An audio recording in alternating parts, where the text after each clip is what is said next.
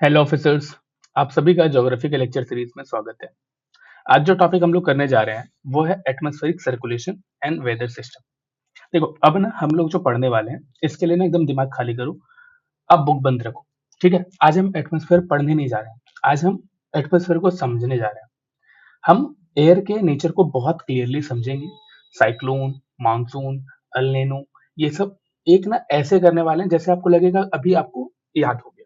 ठीक है, तो अब ना जो मैं बोल रहा हूँ उसको थोड़ा ध्यान से सुनो, जो मैं यहाँ पे लिख रहा हूँ उसको ध्यान से देखो। इससे ज्यादा कुछ नहीं करना। अगर आप 2x में देख रहे हो 1.5 करो, क्योंकि जरूरी है ये समझना। और यहाँ से बहुत सारे क्वेश्चन आते हैं, 2 से 3 क्वेश्चन यहाँ से डायरेक्टली और इनडायरेक्टली होते हैं, तो ये पार्ट करना बहुत जरूरी है। ठीक है, चलो स्टार्ट करते हैं। देखो सबसे पहले आप दिमाग में अपने सोचो कि व्हाट इज एयर। ठीक है, सबसे पहले ये समझो कि एयर क्या होता है। देखो हवा कोई मैजिक तो है नहीं। एयर बेसिकली क्या है? बेसिकली गैस का मिक्सचर है। Nitrogen, oxygen, carbon dioxide, water vapour, ये सब मॉलिक्यूल्स मिल जाते हैं तो एयर बनता है। अभी इसके साथ साथ ना एक बात और ध्यान रखो। क्या?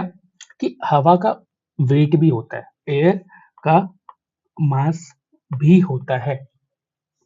हमें लगता है कि हवा का मास नहीं है, बट इसका भी मास होता है। और जब हम ये सोचते हैं कि हवा का कोई मास नहीं है तो हमें लगता है एयर कुछ नहीं कर सकती। लेकिन रियलिटी क्या होती है कि एयर का अपना मास भी होता है एंड एयर बहुत सारे काम को करती है। ठीक है, हमने लैंडफॉर्म देखा, उसमें भी एयर का रोल देखा, विंड का रोल देखा। हमने ओशन देखा, उसमें भी हमने विंड का रोल देखा। ठीक है, एयर का मूवमेंट ही विंड है, हमने विंड का रोल हर जगह पे देखा। अब हम लोग पढ़ रहे हैं एटमोस्फेयर, यहाँ पे भी हम विंड का रोल समझेंगे। ठीक है, अभी दूसरी बात, एक बात और समझो कि एयर को जब हीट मिलती है तो उसके साथ क्या होता है। अब आप इमेजिन करो थोड़ा। ठीक है, पहले यहाँ पे देखो क्या है। We know earth surface does not receive uniform insolation. हम इस चीज को भी समझेंगे। हमारे अर्थ पे यूनिफॉर्म इंसोलेशन हर जगह पे एक तरह का नहीं मिलता है। इसी कारण से क्या है, हमारे अर्थ पे टेम्परेचर भी यूनिफॉर्म नहीं है। ठीक है, यही रीजन है। इंसोलेशन अगर मिलता है यूनिफॉर्मली तो हर जगह पे टेम्परेचर भी सेम होता है, बट ऐसा नहीं होता है। अब ना कुछ कुछ कॉन्सेप्ट है वो समझो।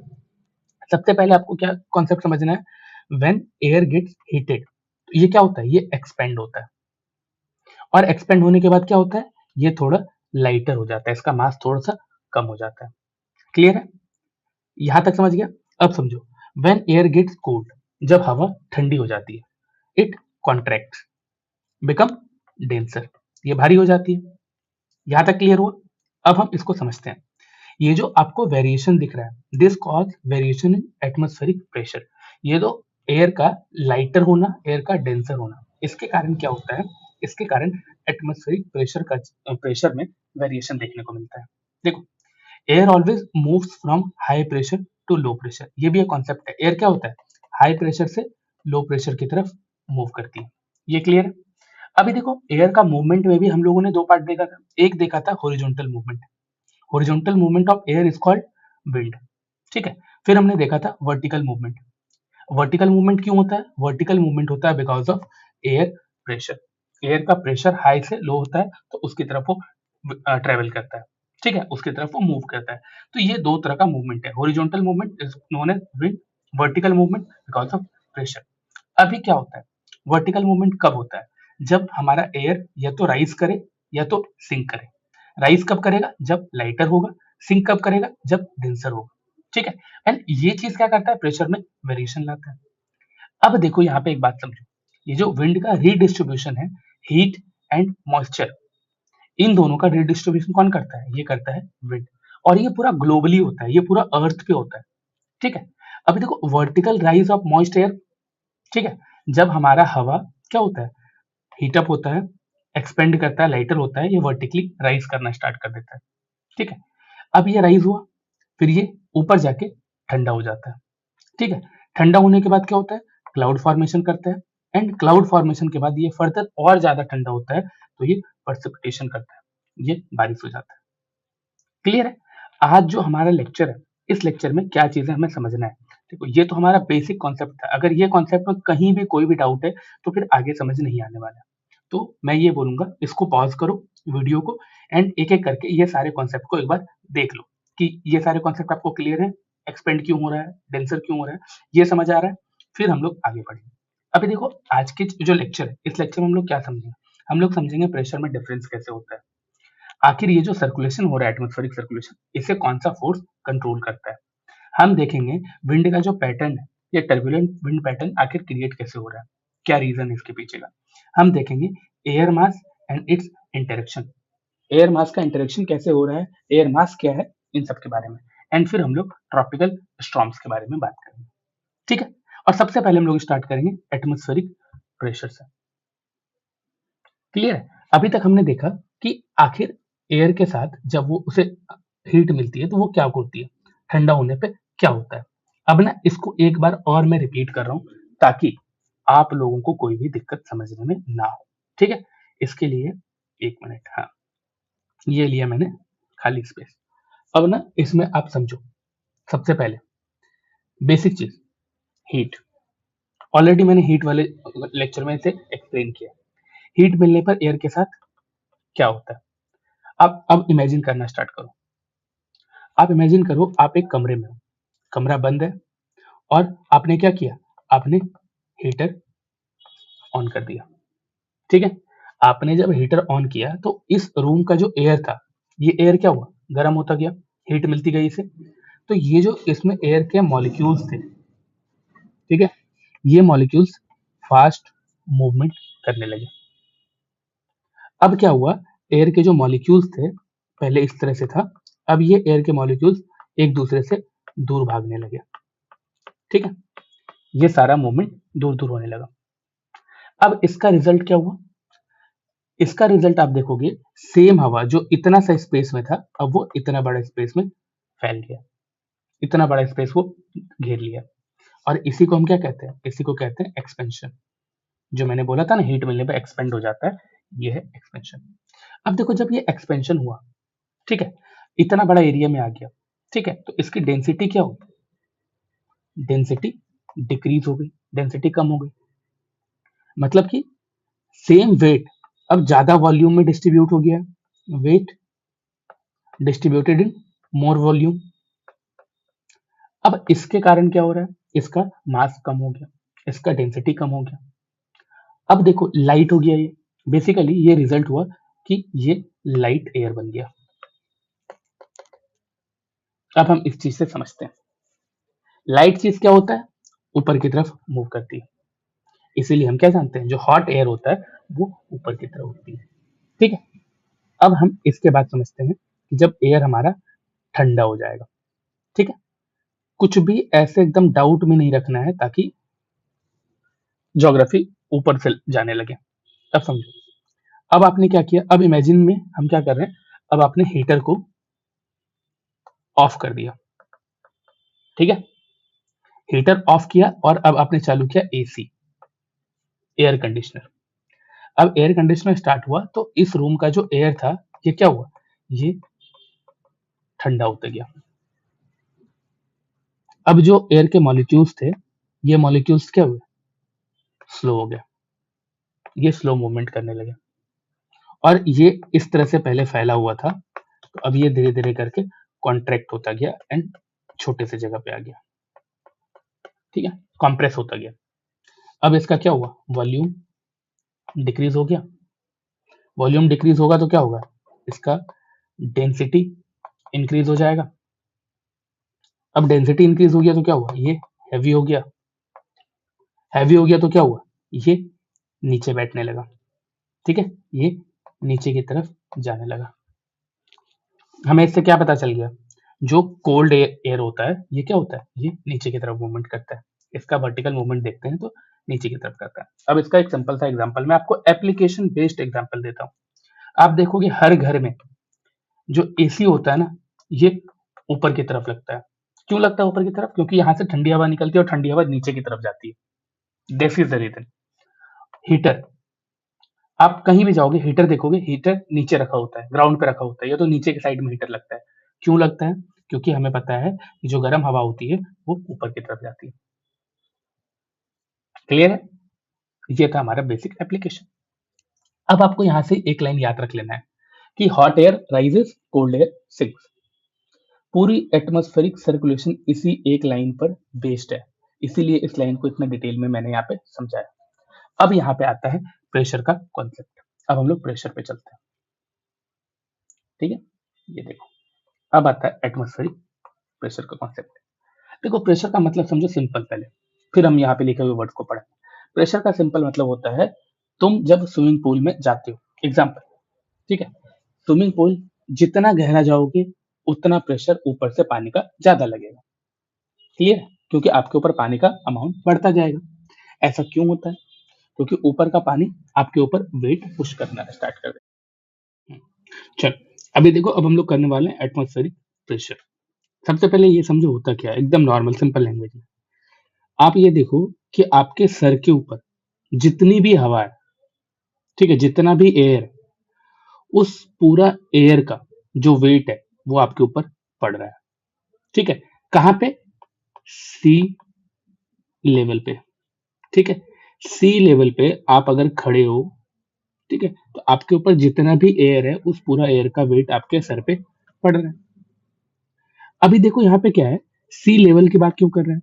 सी लेवल पे एयर का जो कॉलम होता है ना, वो सबसे बड़ा होता है, इसलिए यहाँ पे प्रेशर भी सबसे ज्यादा होता है।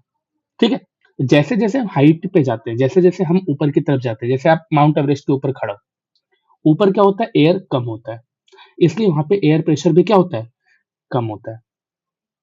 आप जैसे जैसे हाइट पे जाते हो आपको सांस लेने में दिक्कत होता है। क्यों दिक्कत होता है? क्योंकि वहां पे एयर कम है, और साथ ही साथ एयर प्रेशर भी कम है, ऑक्सीजन भी कम है, इसीलिए आपको हाइट पे सांस लेने में दिक्कत होता है। ठीक है, अभी हम थोड़ा सा इसका बुकिश लैंग्वेज में देखते हैं।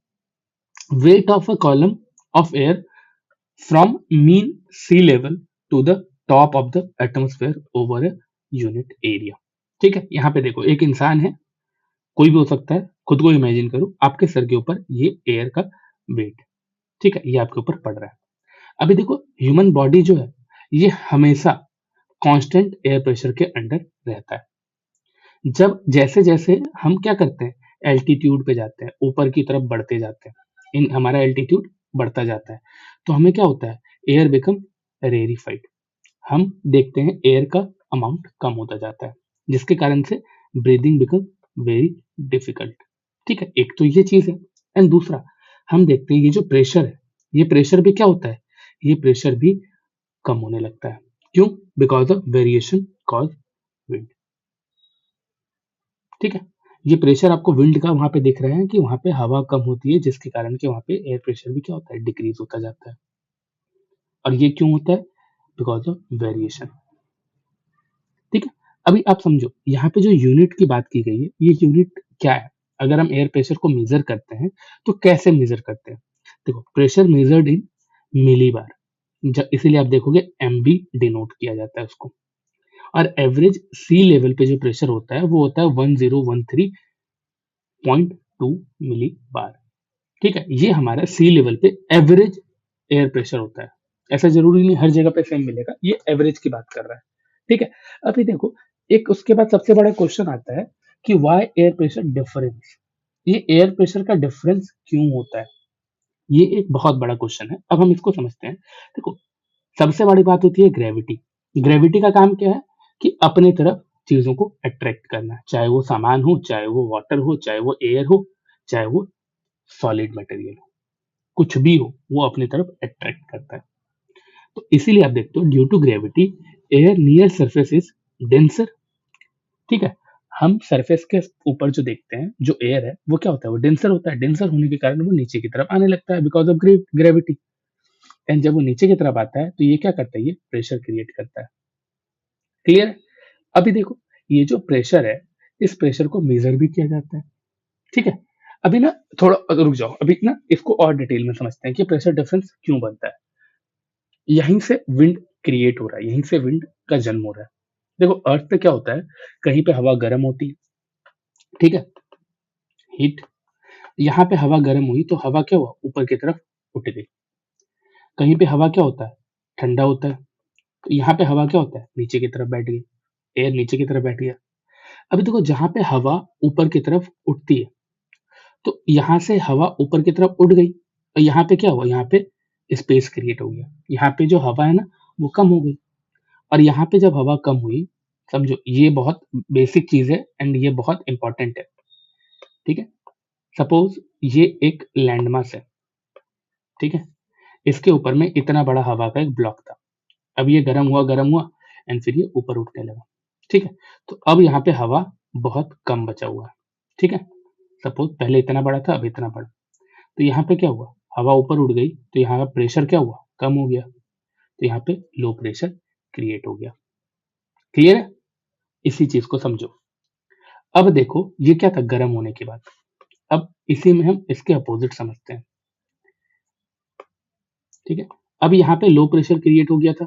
अब लो प्रेशर क्रिएट होने के कारण यहाँ पे हवा तो कम था। अब जो डेंसर हवा थी, जो डेंसर एयर थी, जो कि ठंडा हो गई थी, वो क्या हुआ, जब हवा डेंसर हो गई, ये नीचे की तरफ आने लगी और ये नीचे की आप तरफ आके एक्यूमुलेट हो गई, ठीक है। और ये इस पूरे एरिया को कवर कर लिया। तो यहाँ पे क्या हुआ, प्रेशर हाई हो गया, प्रेशर बढ़ गया। तो यहाँ पे हाई प्रेशर बेल्ट क्रिएट हो गया। कितना सिंपल है, एकदम इजी। अब जब हम इस चीज को समझ गए हैं, तो उसके बाद आगे बढ़ते हैं और उसके बाद की चीजें समझते हैं, ठीक है। अभी देखो एयर के कारण क्या होता है, अब आता है ये जो प्रेशर है, जिसके कारण एयर मूव कर रहा है वर्टिकली और हॉरिजॉन्टली, इसके कारण विंड क्रिएट होता है। अब इमेजिन करो आप कि एक जगह पे, समझो एक जगह पे हवा, एक जगह पे क्या है कि हमारा जो एयर है ये आके एक्यूमुलेट हुआ, ठीक है। ये क्या क्रिएट किया, ये किया हाई प्रेशर क्रिएट। एक जगह पे दूसरा एक जगह बनाते हैं, ये यहाँ पे क्या है, यहाँ पे हवा गर्म हुई, एयर गर्म हुआ, ऊपर की तरफ उठ गया, जिसके कारण कि यहाँ पे लो प्रेशर क्रिएट हुआ, ठीक है। अभी देखो नेचर को हमेशा ना वैक्यूम पसंद है, हमेशा। अब यहाँ पे क्या होता है, हवा मूव करना स्टार्ट कर देती है, एयर मूव करना स्टार्ट कर देती है, ठीक है। और ये जो मूवमेंट है ये क्या होता है, ये हाई से लो की तरफ होता है। इधर लो है और इधर हाई है। यहाँ पे क्या है, यहाँ हाई है because of denser air, cooled air. तो ये एयर मूव करना स्टार्ट करती है हॉरिजॉन्टली और इस प्लेस तक आती है, क्योंकि यहाँ पे लो प्रेशर क्रिएट हो गया। तो यहाँ पे भी बैलेंस करने का काम वो करती है। यहाँ पे हवा क्या हुई, हवा भागना स्टार्ट कर दी। और कहाँ भागी, जहाँ पे जगह ज्यादा है। जगह कहाँ पे ज्यादा है, यहाँ पे, ठीक है। कम जगह वाली ए, एरिया की तरफ वो मूव करना स्टार्ट कर दी।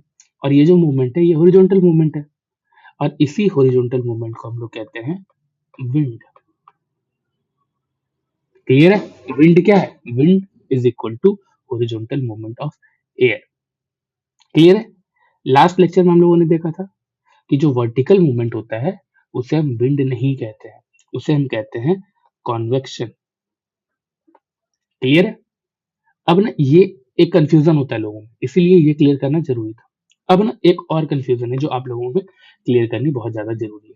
अब वो क्या है, उसको भी समझते हैं। अब सबसे पहले एक बात समझो, क्या होता है ना कि जब हवा सीधा का सीधा ऊपर क्यों नहीं चले जाता, हवा मूव हॉरिजॉन्टली मूव क्यों कर रहा है, हवा ऊपर उठना चाहती है ना, लेकिन ग्रेविटी क्या करता है, उसे नीचे की तरफ अट्रैक्ट करते रहता है, और ये दोनों बैलेंस में रहते हैं। और यही मेन रीजन होता है कि नॉर्मल कंडीशन में जब स्ट्रॉन्ग वर्टिकल विंड्स नहीं होते हैं, मोस्टली क्या होता है हॉरिजॉन्टल विंड्स होते हैं, तो उस केस में क्या होता है, उस केस में देखते हैं विंड हॉरिजॉन्टली मूव करती है, वो डायरेक्ट सीधा ऊपर नहीं जाती, ठीक है। तो हमने अभी तक क्या देखा कि हवा का अपना खुद का वेट होता है। हमने देखा हीट के कारण एयर ऊपर उठती है, कोल्ड के कारण एयर डेंसर हो जाती है, फिर नीचे की तरफ सिंक करना स्टार्ट करती है, जिसके कारण प्रेशर डिफरेंस क्रिएट होता है एंड उसी डिफरेंस से विंड क्रिएट होता है, ठीक है। यहाँ तक अगर आपको समझ आ गया है, तो अब आपको एक चीज और समझना है, वो क्या है, वो है इंस्ट्रूमेंट,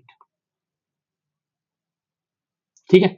कि हम जो है एयर प्रेशर को मेजर करने के लिए कौन सा इंस्ट्रूमेंट का यूज करते हैं? तो एक आता है मरकरी बैरोमीटर, एक होता है एनारॉइड बैरोमीटर। ये दो इंस्ट्रूमेंट का यूज करते हैं हम किस चीज को मेजर करने के लिए? एयर प्रेशर को।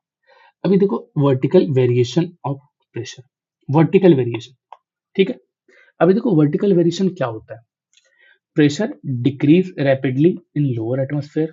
लोअर एटमॉस्फेयर में प्रेशर बहुत जल्दी डिक्रीज करता है। क्यों डिक्रीज करता है? आप देखोगे सब कुछ तो लोअर एटमॉस्फेयर में ही हो रहा है। अर्थ हमारा बहुत जल्दी गर्म हो जाता है, तो उसका जो लोअर एटमॉस्फेयर होता है वो जल्दी गर्म हो जाता है। अर्थ हमारा बहुत जल्दी ठंडा हो जाता है, तो हमारा जो लोअर एटमॉस्फेयर है वो बहुत जल्दी ठंडा हो जाता है, जिसके कारण ये वेरिएशन देखने को मिलता है। अभी देखो इस वेरिएशन में भी ना एक अप्रोक्सीमेट रेट है, मतलब 1 मिलीबार पर 10 मीटर ऑफ हाइट। हम जैसे ही 10 मीटर हाइट पे ऊपर जाते हैं तो जो एयर प्रेशर है वो 1 मिलीबार से कम हो जाता है, ठीक है। अभी इस चीज को समझो। अब देखो एकदम जमीनी लेवल पे, सी लेवल पे हमारा एयर प्रेशर बहुत ज्यादा होता है, तो आप सी लेवल पे जाना, एयर प्रेशर चेक कर लेना अगर कभी मौका मिले तो। उसके बाद आप 5th फ्लोर के बिल्डिंग पे चढ़ना और वहां पे जो एयर प्रेशर है उसको भी मेजर करना और डिफरेंस चेक करना, तो आपको पता चल जाएगा कि डिफरेंस कैसे हो रहा है, ठीक है। अभी देखो ये जो डिफरेंस है ना, ये हर जगह पे सेम नहीं होता है, यूनिफॉर्म नहीं होगा, ठीक है। ये जो रेट है हर जगह पे यूनिफॉर्म नहीं होता है। क्यों? क्योंकि हर जगह पे प्रेशर भी यूनिफॉर्म नहीं होता है, ठीक है। तो इसीलिए ना एक स्टैंडर्ड एटमॉस्फेरिक वैल्यू निकाली गई है। मतलब क्या बताना चाह रहा है कि हाइट हाइट अगर सी लेवल तक हो तो हमारा जो प्रेशर होगा वो 1013.25 मिलीबार होता है, और इस पे मेरा टेम्परेचर जो होता है वो 15.2 डिग्री सेल्सियस होता है। जैसे ही हम सी लेवल से ऊपर जाते हैं 1 किलोमीटर, हमारा प्रेशर क्या होता है? 898.76, और इस टाइम पे हमारा टेम्परेचर क्या होता है? 8.7।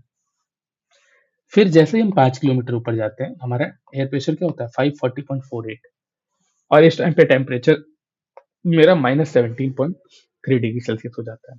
जैसे ही हम 10 किलोमीटर ऊपर जाते हैं तो यहाँ पे मेरा एयर प्रेशर 265.00, और हमारा जो एयर प्रेशर टेम्परेचर है वो -49.7 डिग्री सेल्सियस पे चले जाता है, ठीक है। ये एक बेसिक है जिसको आपको दिमाग में रखना है। अभी देखो हमने यहाँ पे जो भी पढ़ा इनमें से कौन से ऐसे कॉन्सेप्ट हैं जो आपको दिमाग में रखने हैं? पहला, वर्टिकल प्रेशर ग्रेडियंट फोर्स, ठीक है। ये समझना है कि वर्टिकल प्रेशर ग्रेडियंट फोर्स जो होता है वो बहुत ही ज्यादा स्ट्रांग होता है, ठीक है। But it is balanced by gravitational force. Gravitational force के कारण इसे बैलेंस भी किया जाता है। तो आपको यहाँ पे क्या पता चल गया कि no strong vertical winds normally. हम लोग देखते हैं जो स्ट्रॉन्ग वर्टिकल विंड्स हो वो हमें नहीं देखने को मिलता है। क्या क्या रीजन है इसका? तो gravity is one of the main reason. Clear है? ये तो था वर्टिकल मूवमेंट, ठीक है। अब हम थोड़ा सा हॉरिजॉन्टल डिस्ट्रीब्यूशन ऑफ प्रेशर को भी समझते हैं, ठीक है। देखो इवन स्मॉल प्रेशर डिफरेंस, छोटा से छोटा प्रेशर डिफरेंस भी विंड क्रिएट कर सकता है। यही चीज हम समझे थे। तो आप देखो pressure reduce to sea level to remove altitude effect. हम क्या करते हैं जब हम सी लेवल पे प्रेशर देखते हैं तो हमें क्या पता चल जाता है? वहां से हम जब ऊपर की तरफ बढ़ते जाते हैं, ये जो हम लोगों ने यहाँ पे अभी देखा, तो इसका चीज हमने क्या देखा कि किस तरह से यहाँ पे टेम्परेचर में वेरिएशन हो रहा है, ठीक है। अब यहाँ से जब हम आगे बढ़ते हैं तो देखो ये चीज जो है कि हम हॉरिजॉन्टल एयर प्रेशर को कैसे चेक कर सकते हैं, डिस्ट्रीब्यूशन को कैसे समझ सकते हैं, उसके लिए हम लोग आइसोबार का यूज करते हैं। आइसोबार क्या है? जैसे हम लोगों ने पहले भी देखा था, ठीक है। अभी देखो आइसोबार क्या है? Lining joining place of equal pressure. जो हर जगह पे इक्वल प्रेशर, जहां जहां पे सेम प्रेशर है वहां वहां पे वो लाइन को हमने ज्वाइन कर दिया है। बस यही है मेरा आइसोबार। इससे पहले हम लोगों ने देखा था आइसोथर्म, ठीक है, जहां पे हम लोग टेम्परेचर के बारे में बात कर रहे थे। यहाँ पे हम लोग आइसोबार मतलब कि एयर प्रेशर के बारे में बात कर रहे हैं। देखो जहां पे भी क्लोज आइसोबार दिखेंगे एक दूसरे से सटे हुए, तो यहाँ पे क्या है? यहाँ पे स्ट्रॉन्ग प्रेशर आपको समझना है। यहाँ पे स्ट्रॉन्ग प्रेशर ग्रेडियंट है और इसके कारण यहाँ पे विंड्स भी क्या है? बहुत ज्यादा स्ट्रॉन्ग है। जहां पे आइसोबार्स के बीच में बहुत ज्यादा स्पेस होगा, वहां पे क्या है, वो वीक विंड क्रिएट करता है। ठीक है, अभी देखो क्या है कि जब हम ये प्रेशर सिस्टम के बारे में पढ़ते हैं ना, तो ये तो हम आइसोबार के बारे में समझे। अब प्रेशर सिस्टम में हम क्या देखते हैं कि यहाँ पे low pressure system and high pressure system, दो तरह का प्रेशर सिस्टम बनता है। ठीक है, अब लो प्रेशर सिस्टम वहीं पे बनेगा ना जहाँ पे आइसोबार्स एकदम पास पास में होंगे या दूर दूर में होंगे। समझो, अभी हम लोगों ने यहाँ पे क्या पढ़ा था, क्लोज आइसोबार मतलब strong pressure gradient and strong wind. Clear है, और इसमें वाइड स्पेसिंग हो मतलब वीक विंड। अब इसी चीज से रिलेटेड ये है, यहाँ पे क्या है, जो लो प्रेशर सिस्टम बनता है मतलब क्या है, यहाँ पे एयर कम है, ये एयर ऊपर उठ के चुकी है।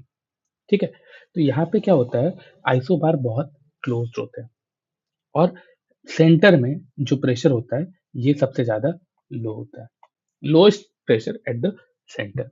अभी हाई प्रेशर सिस्टम में क्या देखोगे कि सेम यही चीज होगा, यहाँ पे सेंटर में क्या होगा, हाई, सबसे हाई प्रेशर होगा, highest pressure at the centre. अभी ये दो डायग्राम है जिसमें जनवरी मंथ के बारे में एंड जुलाई मंथ के बारे में, इन दोनों मंथ के बारे में बताया गया। एंड इसमें भी हम सदर्न हेमिस्फेयर में बहुत ज्यादा डिफरेंस नहीं देखते हैं। देखो, सदर्न हेमिस्फेयर में बहुत ज्यादा डिफरेंस नहीं देख रहे हैं, लेकिन नॉर्दर्न हेमिस्फेयर में बहुत ज्यादा डिफरेंस देखने को मिल रहा है। ठीक है, एच डिनोट कर रहा है हाई प्रेशर को, एल डिनोट कर रहा है लो प्रेशर को। क्लियर है, अब हम इसको समझते हैं। ये क्या बता रहा है, ये basically world distribution of sea level pressure को दिखा रहा है यहाँ पे। ठीक है, देखो अब तक हम समझ चुके हैं कि बेसिक आइसोबार क्या होता है। ठीक है, हम समझ चुके हैं एयर प्रेशर क्या होता है, हम समझ चुके हैं हीट का इम्पैक्ट क्या होता है, हम समझ चुके हैं डिस्ट्रीब्यूशन, मूवमेंट, ये सारी चीजें कैसे होती है। अब हमारा जो मेन टॉपिक आ रहा है ये क्या है, ये है सी लेवल प्रेशर और प्रेशर बेल्ट। ठीक है, अभी देखो ये जो प्रेशर बेल्ट के बारे में बात होती है ये क्या है, इसी चीज को हम लोग अब समझेंगे। देखो, जैसे ही हम वेदर को मैप पर दिखाना चाहते हैं तो हम कैसे दिखाते हैं, तो ये हमारा एक डिस्ट्रीब्यूशन है जो कि मैप के ऊपर है, जिस यहाँ पे हम क्या कर रहे हैं, हम प्रेशर को शो कर रहे हैं। अर्थ पर हर जगह क्या होता है, प्रेशर अलग अलग होते हैं, लेकिन मैप पर जो भी पॉइंट्स यहाँ पे ड्रॉ किए गए, इन पॉइंट्स को समझो। इन पॉइंट्स को समझ जाओगे जिस दिन, तो आपको एक चीज क्लियर हो जाएगा कि यहाँ से आने वाले जो भी क्वेश्चन है आप वो आराम से सॉल्व कर पा रहे हो। देखो ये जो पॉइंट्स है, ये जो लाइंस ड्रॉ की गई है, ये क्या है, ये सारे आइसोबार्स हैं। देखो आइसोबार क्या बताता है, हम ऑलरेडी समझ चुके हैं आइसोबार क्या होता है। आइसोबार का मतलब होता है, आइसो मतलब क्या होता है, सेम, बार का मतलब क्या है, मिली बार वाला जो है उस पे हम प्रेशर को चेक कर रहे हैं। ये जो लाइन है ये सेम प्रेशर को शो करती है। यहाँ पे दो पिक्चर है, एक जनवरी एक जुलाई का। अभी क्या है, आप सिंपल इमेजिनेशन अपने दिमाग में लगाओ। सोचो तुम एक मैप पर चल रहे हो, ठीक है, जहां पर अलग अलग प्रेशर है। ठीक है, अभी ना हम अलग प्रेशर में से पहले एक चीज चूज करते हैं कि आप वर्ल्ड मैप पे चल रहे हो। ठीक है, अभी हम इस मैप पे यहाँ पे हैं खड़े। ठीक है, अब यहाँ पे खड़े होने के बाद हम यहाँ से चलना स्टार्ट किए। अभी देखो जहां जहां पे प्रेशर 1000 MB है, उन सब जगह को हम क्या करेंगे, लाइन, उन सबको एक पॉइंट्स के थ्रू ड्रॉ कर देंगे एंड फिर उन सब लाइन को मिला देंगे। अब ये जो लाइन बनेगी, ये लाइन क्या होगी, ये लाइन बनेगी आइसोबार। ठीक है, अभी देखो आखिर आइसोबार इतना ज्यादा इंपॉर्टेंट क्यों होता है। देखो आइसोबार इतना ज्यादा इंपॉर्टेंट क्यों होता है, ये आपको तब पता चलेगा जब आप ये समझोगे कि आइसोबार का मतलब क्या है। और आइसोबार का मतलब आप समझ चुके हो। आइसोबार क्या बताता है, यहीं से क्या होता है ना, विंड का जो स्ट्रेंथ है वो हमें पता चलता है। अभी देखो यहाँ पे ना बहुत सारी चीजें हैं। हम यहाँ पे देख रहे हैं कि यहाँ पे प्रेशर बेल्ट के बारे में बात हो रही है, लैटिट्यूड दिया हुआ है, ठीक है, एंड इधर प्रेशर बेल्ट बताया गया। पहले हम क्या करेंगे, इन चीज को समझने से पहले हम दो चीज जो कि ऑलरेडी हम लोग यहाँ पे देखे कि जो प्रेशर सिस्टम है ये हम कैसे देखते हैं, इनक्लोज्ड बाय आइसोबार। ठीक है, आइसोबार नजदीक नजदीक है, आइसोबार दूर दूर है। ये दो चीज आपको समझना है, क्यों, तभी ये मैप आपको क्लियर होगा। सबसे पहले देखो, हम एक चीज समझते हैं कि आइसोबार एकदम पास में है। ठीक है, रुक जाओ, हम यहाँ पे देख रहे हैं पहला, सॉरी,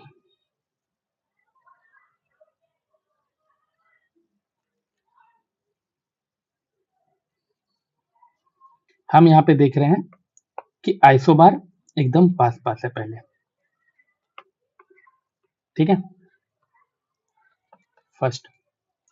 अब देखो आइसोबार जब बहुत पास पास होते हैं मतलब क्या है, मतलब ये है प्रेशर बहुत जल्दी चेंज हो रहा है, ठीक है। अगर एक आइसोबार ऐसे बना हुआ है, दूसरा आइसोबार यहीं पे बन गया, तीसरा आइसोबार एकदम यहीं पे बन गया, आप क्या देख रहे हो, एकदम थोड़े से लैटिट्यूडनल चेंज पे भी प्रेशर क्या हो रहा है, चेंज हो रहा है। अब कहीं पे आइसोबार एकदम दूर दूर होंगे, मतलब कैसा, एक आइसोबार यहां बना है, दूसरा आइसोबार यहां बना है, ठीक है। इससे क्या पता चलता है, डिस्टेंस देख लो कितना दूर है। यहाँ पे क्या पता चल रहा है, आइसोबार जब दूर दूर है तो हमें ये पता चल रहा है कि जो प्रेशर है वो बहुत स्लाइट चेंज होता है जैसे ही हम मिडिल लैटिट्यूड या फिर लोअर लैटिट्यूड की तरफ बढ़ते हैं, जैसे ही हमारा लैटिट्यूडनल डिस्टेंस बढ़ता है। अभी देखो दोनों जगह पे अलग अलग केस होगी, जहां पे आप देख रहे हो कि प्रेशर तुरंत ही चेंज हो जा रहा है, जहां पे आइसोबार इस तरह से एकदम पास पास में है, ठीक है। तो जहां पे ये इन दोनों के बीच में डिस्टेंस कम है, प्रेशर डिफरेंस क्या हो रहा है, बहुत ज्यादा हो रहा है। एंड प्रेशर डिफरेंस अगर इतना ज्यादा होगा तो क्या होगा, यहाँ पे स्ट्रॉन्ग प्रेशर ग्रेडियंट काम कर रहा है, एंड यहाँ पे जो विंड है, ये विंड क्या होगी, ये बहुत ही ज्यादा स्ट्रॉन्ग विंड होगी, ठीक है।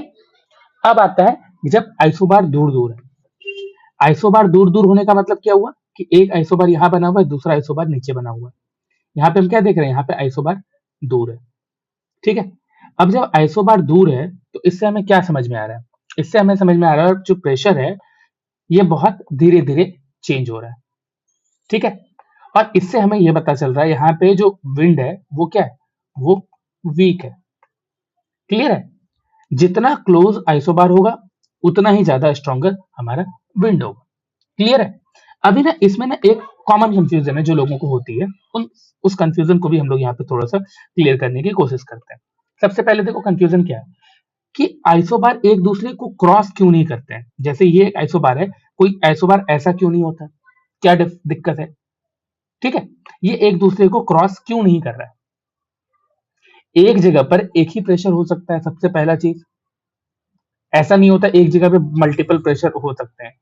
एक सबसे बड़ा रीजन ये है कि यहीं पे दो तरह के प्रेशर नहीं हो सकते हैं, ठीक है। इसीलिए ये कभी क्रॉस नहीं होता है।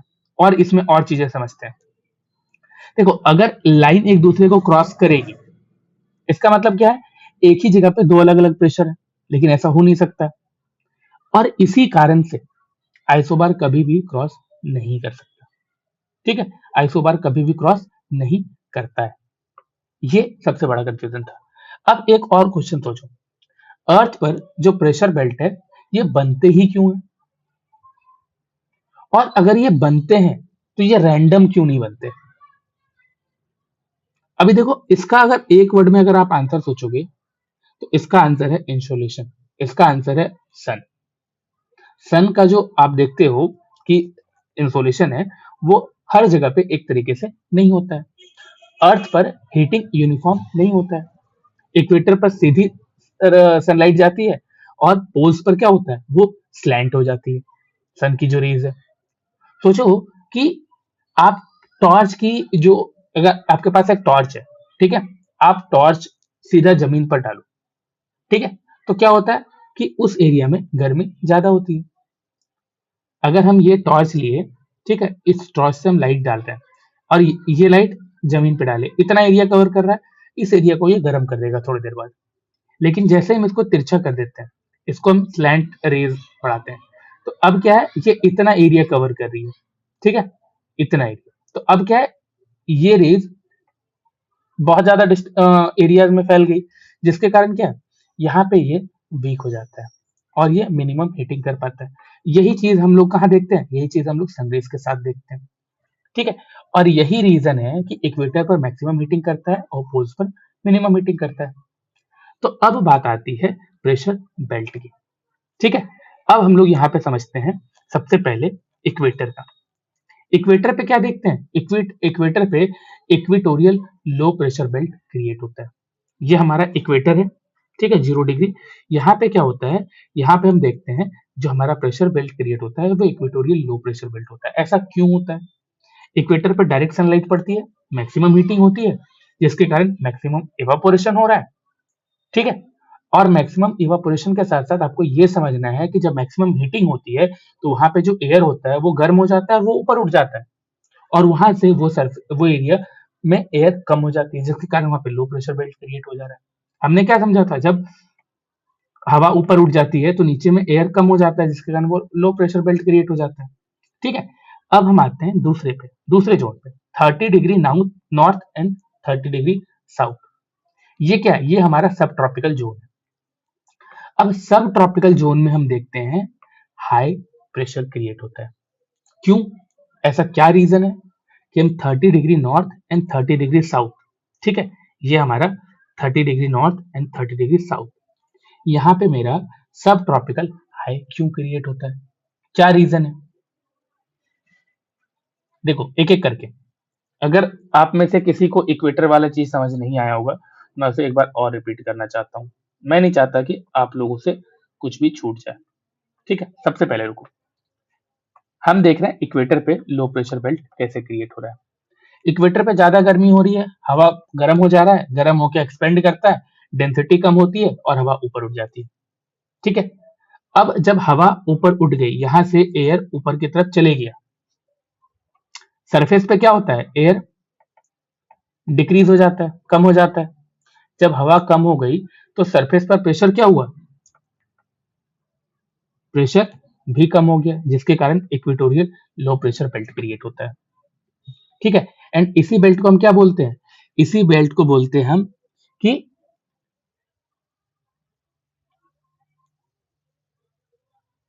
Equatorial low. ठीक है, और हम लोग कहते हैं इसको डोल ड्रम।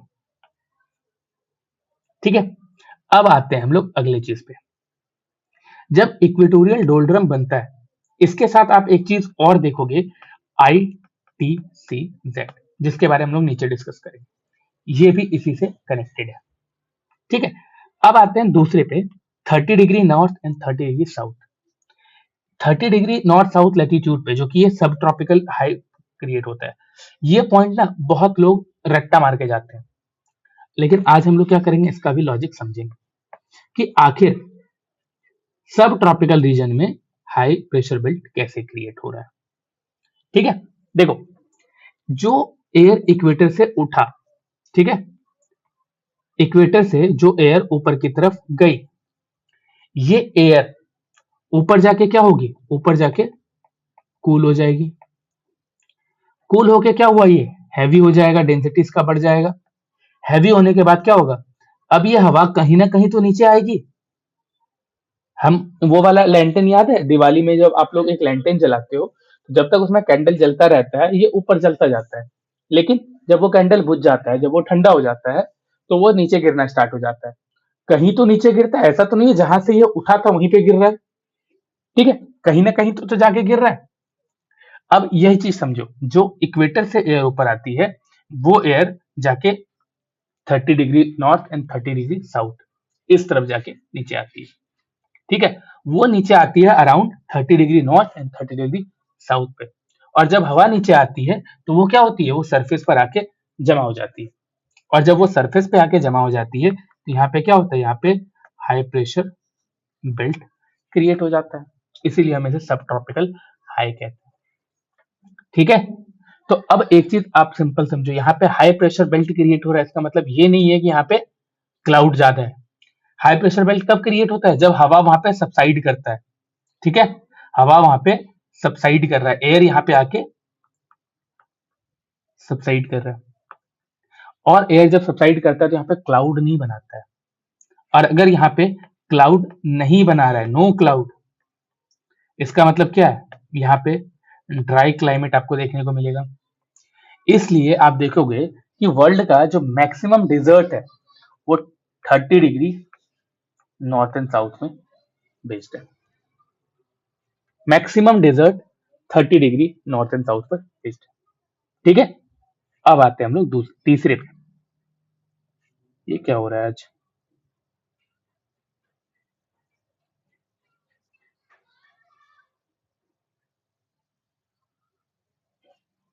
ठीक है, अब आते हैं हम लोग 60 degree north and 60 degree south. अब ये सब पोलर लो प्रेशर कैसे है, इस चीज को भी समझते हैं। ये बेसिकली सब पोलर लो कैसे है? आप देखो, अब यहाँ पे क्या होता है, हीटिंग एक रीजन तो है नहीं, क्योंकि सनलाइट इतना ज्यादा यहाँ पे पड़ता नहीं है। तो यहाँ पे आखिर क्या रीजन है जिसके कारण की लो प्रेशर क्रिएट होता है? यहाँ पे लो प्रेशर क्रिएट होने का मेन रीजन है कोलिजन। अभी देखो, 30 डिग्री से आने वाली जो रिलेटिवली उस एरिया के हिसाब से वार्म एयर होती है, पोल से आने वाली कोल्ड एयर होती है, ठीक है। अब ये हमारा क्या है, पोलर रीजन, ये हमारा क्या है, सब ट्रॉपिकल रीजन, ठीक है। अब यहाँ से जो वार्म एयर इधर जा रही होगी और यहाँ से जो कोल्ड एयर इधर आ रही होगी, यही होता है, हाई से लो, लो से हाई, ऐसे ही चलता है। अब यहाँ पे क्या है, ये दोनों एयर एक दूसरे से टकराई एक पॉइंट पे, और टकराने के बाद क्या होता है, जो लाइटर एयर होता है वो ऊपर उठ जाती है, ठीक है। दोनों टकराई, और जब दोनों टकराती है तो एयर ऊपर उठती है, और जब एयर ऊपर उठती है तो यहाँ पे क्या होता है, प्रेशर भी डिक्रीज हो जाता है, प्रेशर भी कम हो जाता है, और इसीलिए इस एरिया में सब polar low pressure belt create होता है। और ये रीजन साइक्लोन का फैक्ट्री है, ये रीजन बैड वेदर का जोन है, ठीक है। अभी देखो, फिर आता है पोल्स। पोलर रीजन में हाई प्रेशर बेल्ट कैसे क्रिएट हो रहा है, ठीक है। ये तो हमने देखा 60 डिग्री नॉर्थ एंड साउथ पे, जहां पे सब पोलर लो बनता है, ठीक है। अब पोल्स पर हाई प्रेशर कैसे क्रिएट हो रहा है, पोल्स पर तो एक्सट्रीम कोल्ड होता है, एयर बहुत ज्यादा डेंस होता है, और एयर नीचे बैठता है, ठीक है। नीचे बैठने का मतलब क्या है, सरफेस पर हवा का जमा हो जाना, और जहां पे एयर सरफेस पे ज्यादा होगा वहां पे क्या होगा, प्रेशर बहुत ही ज्यादा होगा, एक्सट्रीम प्रेशर होगा, और इसीलिए यहाँ पे polar high pressure belt create होता है, ठीक है। ये था बेसिक चीज जो आदमी कंफ्यूज होता है। अगर आपको अभी भी समझ नहीं आया तो प्लीज कमेंट करो, मैं वापस से समझाऊंगा, और जब तक नहीं समझोगे तब तक समझाऊंगा, ठीक है। एक बार हम क्या किए, सारे बेल्ट को एक साथ देख लेते हैं। यहाँ पे इक्वेटर 0 डिग्री, ठीक है, 0 डिग्री पे क्या होता है, low pressure belt. 30 degree north and south, high pressure belt. 60 degree north and south, low pressure belt. देख रहे हो, लो हाई लो हाई, ये डिवीजन देख लो, क्लियर कर लो, ठीक है। अभी क्या है, अब हम ये चीज देखते हैं तो आपके दिमाग में एक क्वेश्चन आएगा कि ये जो प्रेशर बेल्ट होते हैं ये फिक्स क्यों नहीं होते, आखिर ये स्टैटिक क्यों नहीं होते। देखो, यही चीज यहाँ पे बात की गई है, these pressure belt are not permanent, shift north and south with apparent movement of sun. Sun का मूवमेंट के साथ साथ ये भी शिफ्ट करते जाते हैं। देखो, सन स्टैटिक तो नहीं है, अर्थ के पॉइंट ऑफ व्यू से ऐसे देखा जाए तो स्टैटिक लगता है, लेकिन अर्थ के पॉइंट ऑफ व्यू से ये स्टैटिक नहीं है। अर्थ क्या कर रहा है, टिल्टेड है, प्लस रिवॉल्यूशन कर रहा है, एंड इसकी वजह से समर्स में सन नॉर्थ शिफ्ट होता है, विंटर में ये साउथ शिफ्ट होता है, और इसी कारण से प्रेशर बेल्ट भी क्या है, समर्स में नॉर्थ शिफ्ट हो जाते हैं, विंटर में साउथ शिफ्ट हो जाता है। अब देख लो, विंटर में क्या हो रहा है, साउथवर्ड शिफ्टमेंट, समर में नॉर्थवर्ड शिफ्टमेंट, ठीक है। अब इसका सबसे बड़ा रिजल्ट क्या होता है, इसका सबसे बड़ा रिजल्ट होता है इंडिया में मॉनसून, ठीक है। तो अभी तक हम लोगों ने देखा कि आइसोबार्स क्या होते हैं, ठीक है। उन सब चीजों को देखने के बाद हमने देखा कि प्रेशर बेल्ट कैसे क्रिएट होते हैं, ठीक है। एंड प्रेशर बेल्ट समझ गए, तब आती है बात आईटीसीजेड की। आईटीसीजेड यहाँ पे हमें क्या दिख रहा है, आईटीसीजेड दिख रहा है कि नॉर्दर्न हेमिस्फीयर में विंटर के टाइम पे साउथवर्ड शिफ्ट कैसे कर रही है, एंड समर्स के टाइम पे नॉर्थवर्ड शिफ्ट कैसे कर रही है। आईटीसीजेड इन जनवरी, जनवरी में क्या है, ये जनवरी में विंटर होता है, एंड विंटर के टाइम में ये क्या है, ये साउथवर्ड दिखता है आपको, मैक्सिमम साउथ उसका 20 डिग्री लेटीट्यूड पे। और समर्स जब ये जुलाई का टाइम होता है, जुलाई में आईटीसीजेड कहाँ दिख रहा है आपको, नॉर्दर्न हेमिस्फीयर में दिख रहा है, तो इसलिए नॉर्थवर्ड शिफ्ट आपको यहाँ पे दिखा रहा है, ठीक है। तो ये चीज हम देखें, लेकिन अब आईटीसीजेड क्या होता है, बेसिकली इसे हम बोलते हैं इंटर ट्रॉपिकल कन्वर्जेंस जोन। ये बेसिकली एक लो प्रेशर बेल्ट होता है जो कि इक्वेटर के पास होता है, जो कि इक्वेटर को सर्कल कर रहा होता है, यहाँ पे क्या होता है, north east and south east trade wind आकर एक जगह पे मिलता है।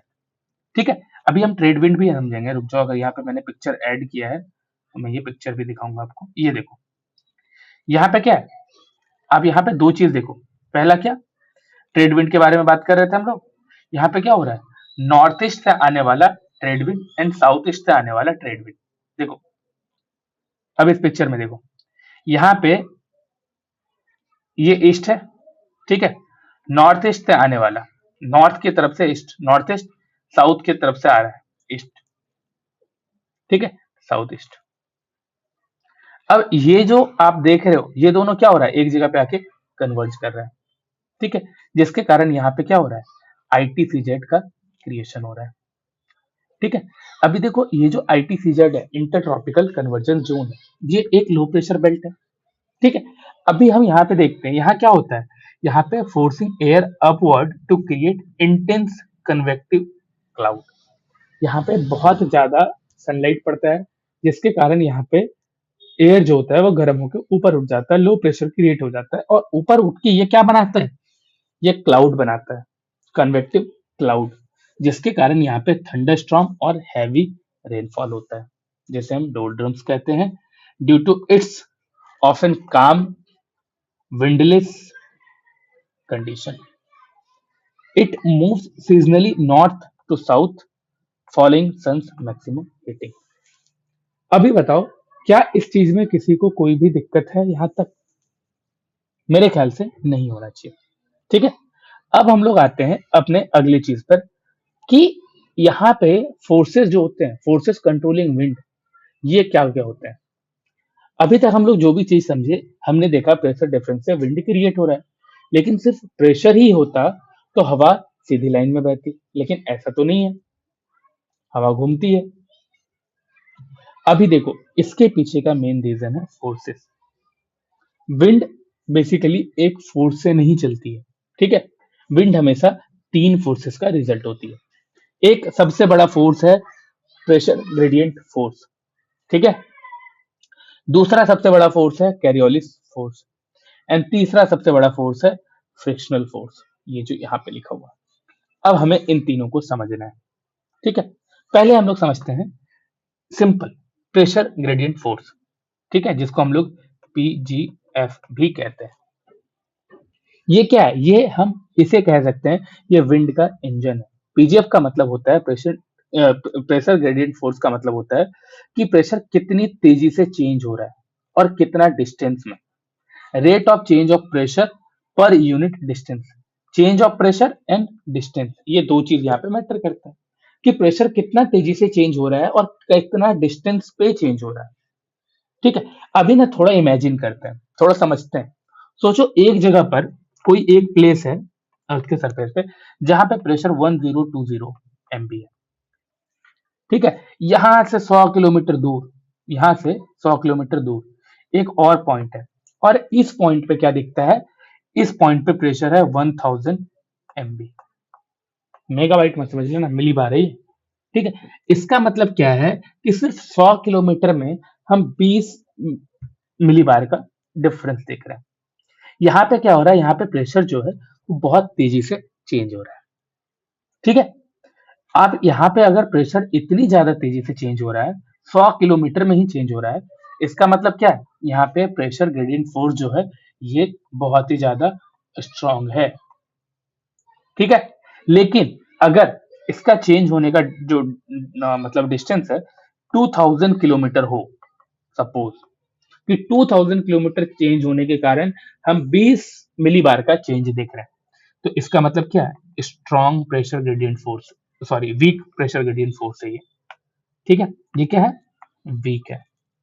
दो तरह से हम ये समझते हैं, ठीक है। प्रेशर बहुत तेजी से चेंज होगा तो पीजीएफ स्ट्रांग होगी, विंड तेज होगी, ठीक है। और यहाँ पे आपको प्रेशर चेंज होने का रेट और डिस्टेंस, इन दोनों को कंसिडर करना है। प्रेशर ज्यादा स्ट्रांग है, इसका मतलब क्या है, आइसोबार क्लोज है, ठीक है, इसका मतलब है विंड बहुत ही फास्ट है, क्लियर है। अब अगर आइसोबार बहुत दूर दूर है, इसका मतलब क्या है, वीक प्रेशर ग्रेडियंट फोर्स और विंड भी बहुत ही ज्यादा स्लो। अब ये जो प्रेशर ग्रेडियंट फोर्स है, ठीक है, ये एयर को किधर ले जाती है, ये भी समझना होगा। ये बहुत बेसिक सवाल है, लेकिन बहुत लोग यहाँ पे भी गलती कर जाते हैं। देखो, प्रेशर ग्रेडियंट फोर्स जो है हमेशा हाई प्रेशर से लो प्रेशर की तरफ होता है, सीधी लाइन में। और अगर सिर्फ प्रेशर ग्रेडियंट होता, हवा अगर सॉरी अगर सिर्फ और सिर्फ प्रेशर ग्रेडियंट फोर्स होती, तो हवा क्या होती, बिल्कुल स्ट्रेट लो प्रेशर में घुसती। लेकिन ऐसा नहीं होता है, सिर्फ और सिर्फ प्रेशर ग्रेडियंट फोर्स ही नहीं है, इसके अलावा अदर फोर्स भी है। ठीक है, अदर फोर्स में क्या है? अदर फोर्स में सबसे पहले हम लोग देखते हैं फ्रिक्शनल फोर्स। फ्रिक्शनल फोर्स क्या है इसको समझते हैं। ठीक है, फ्रिक्शनल फोर्स को समझ जाएंगे, इसके बाद हम लोग समझेंगे कैरियोलिस फोर्स। देखो, ये जो फ्रिक्शनल फोर्स है, ये क्या होता है? यहाँ पे आप देखोगे फ्रिक्शन हो रहा है, यहाँ पे क्या हो रहा है, जमीन जो सरफेस है ये हवा को रोक रही है। यहाँ पे क्या हो रहा है, फ्रिक्शन का काम दिख रहा है। ठीक है, और अब इस चीज को समझते हैं। देखो, फ्रिक्शन क्या करती है, हवा को रोकती है, हवा को स्लो करती है, एयर को स्लो कर रही है, और डायरेक्शन को स्लाइट चेंज करती है, थोड़ा सा चेंज करती है। अब यहाँ पे ना दो तरह से होगा, एक लैंड वर्सेस सी, ये दो चीज को समझो। ठीक है, सोचो जमीन पर पेड़ है, बिल्डिंग है, माउंटेन्स है, बहुत सारी चीजें, जिसके कारण लैंड पे फ्रिक्शन जो होता है ना, ये फ्रिक्शन बहुत ही ज्यादा होता है। देखो, मैक्सिमम एट द सरफेस, लेकिन सरफेस भी क्या, लैंड सरफेस सी सरफेस अलग अलग। लैंड सरफेस पे फ्रिक्शन बहुत ज्यादा होता है, सी सरफेस पे फ्रिक्शन बहुत कम होता है। ठीक है, क्यों सी सरफेस पे क्यों कम होता है? क्योंकि इसका जो सरफेस है ये बहुत स्मूथ है, जिसके कारण फ्रिक्शन कम होता है। इसीलिए देखोगे लैंड के ऊपर ना विंड बहुत ही स्लो होता है, लेकिन सी के ऊपर विंड बहुत ज्यादा फास्ट होता है। ठीक है, तो आप ये भी बताओ सर कि फ्रिक्शन का इफेक्ट कहाँ तक है? देखो, फ्रिक्शन का इफेक्ट सिर्फ और सिर्फ लोअर एटमोस्फेयर तक होता है, अप्रॉक्स 1 to 3 किलोमीटर्स। ठीक है, over sea friction is minimum. क्यों? Because of smooth surface. ठीक है, और लैंड पे क्या होता है, फ्रिक्शन बहुत ज्यादा होता है बिकॉज ऑफ रिलीफ फीचर।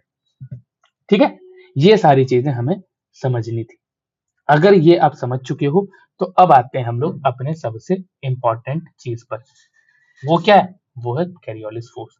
अभी देखो, ये जो कैरियोलिस फोर्स है, इसके बारे में भी समझना बहुत ही ज्यादा जरूरी है, क्योंकि इसका भी बहुत बड़ा रोल होता है। अभी सबसे पहले देखो, कैरियोलिस फोर्स है क्या? अर्थ अपने एक्सिस पे घूम रही है, एंड उसी के कारण कैरियोलिस फोर्स जनरेट हो रहा है।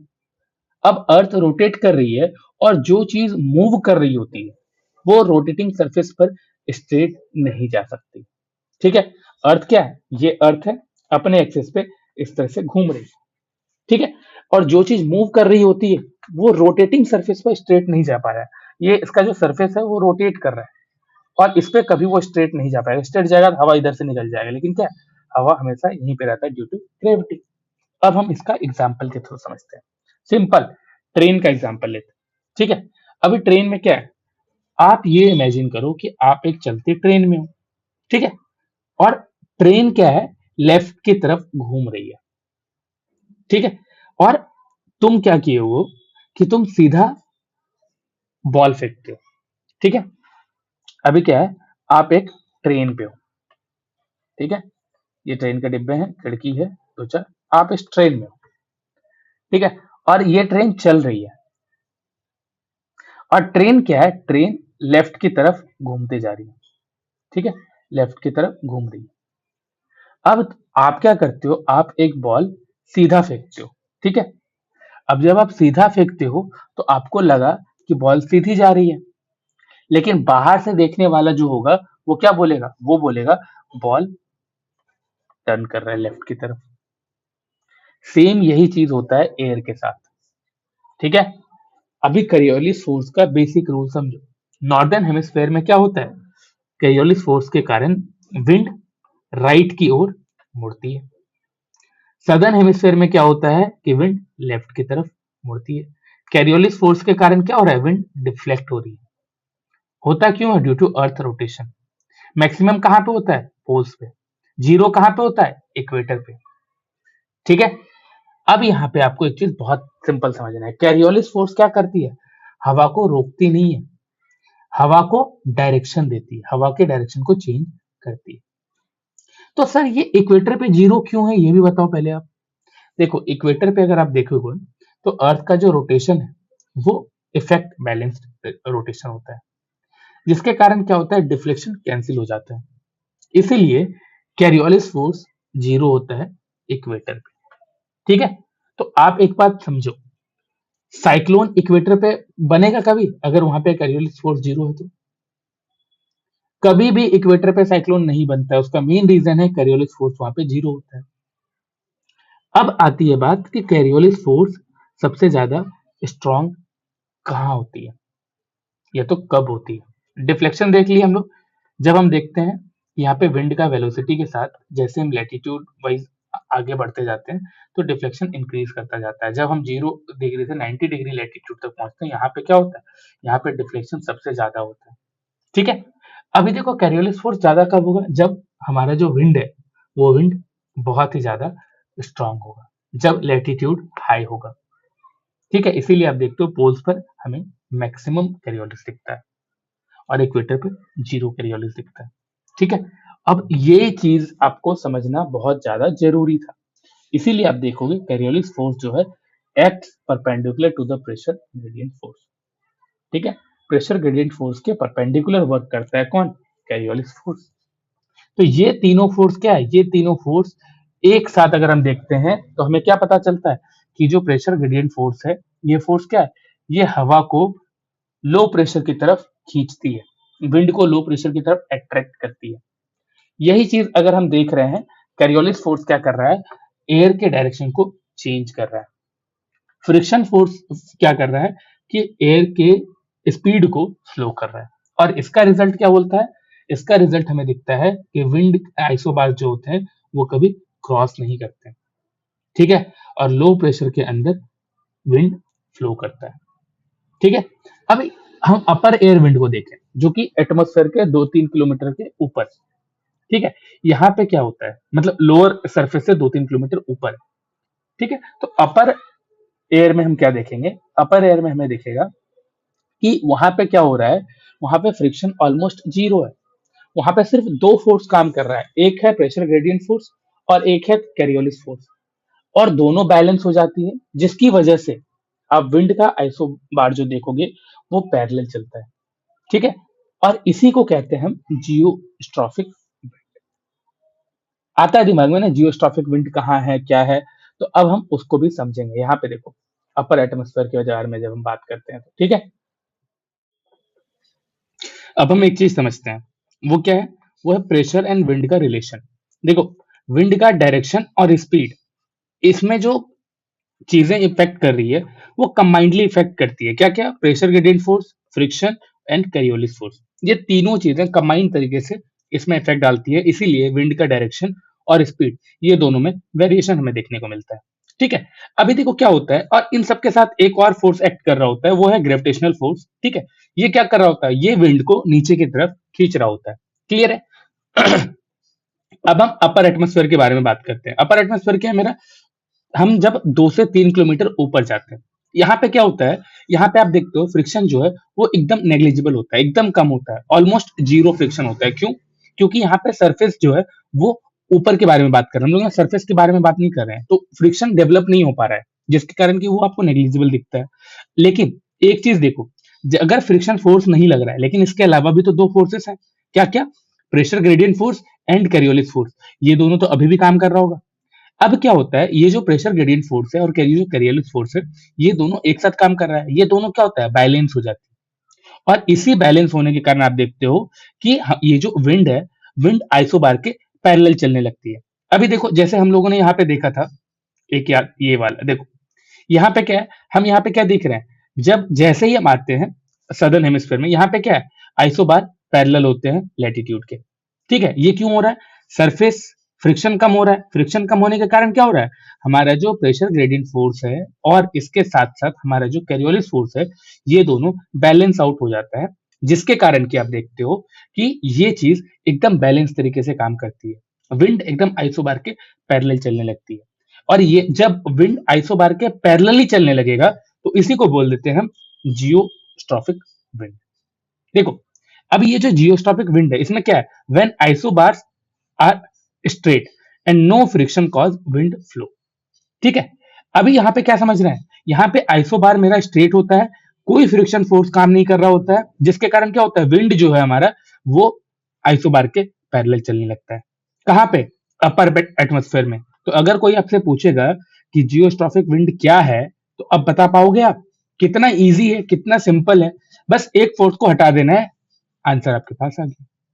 यूपीएससी यहीं से क्वेश्चन बनाने लगता है।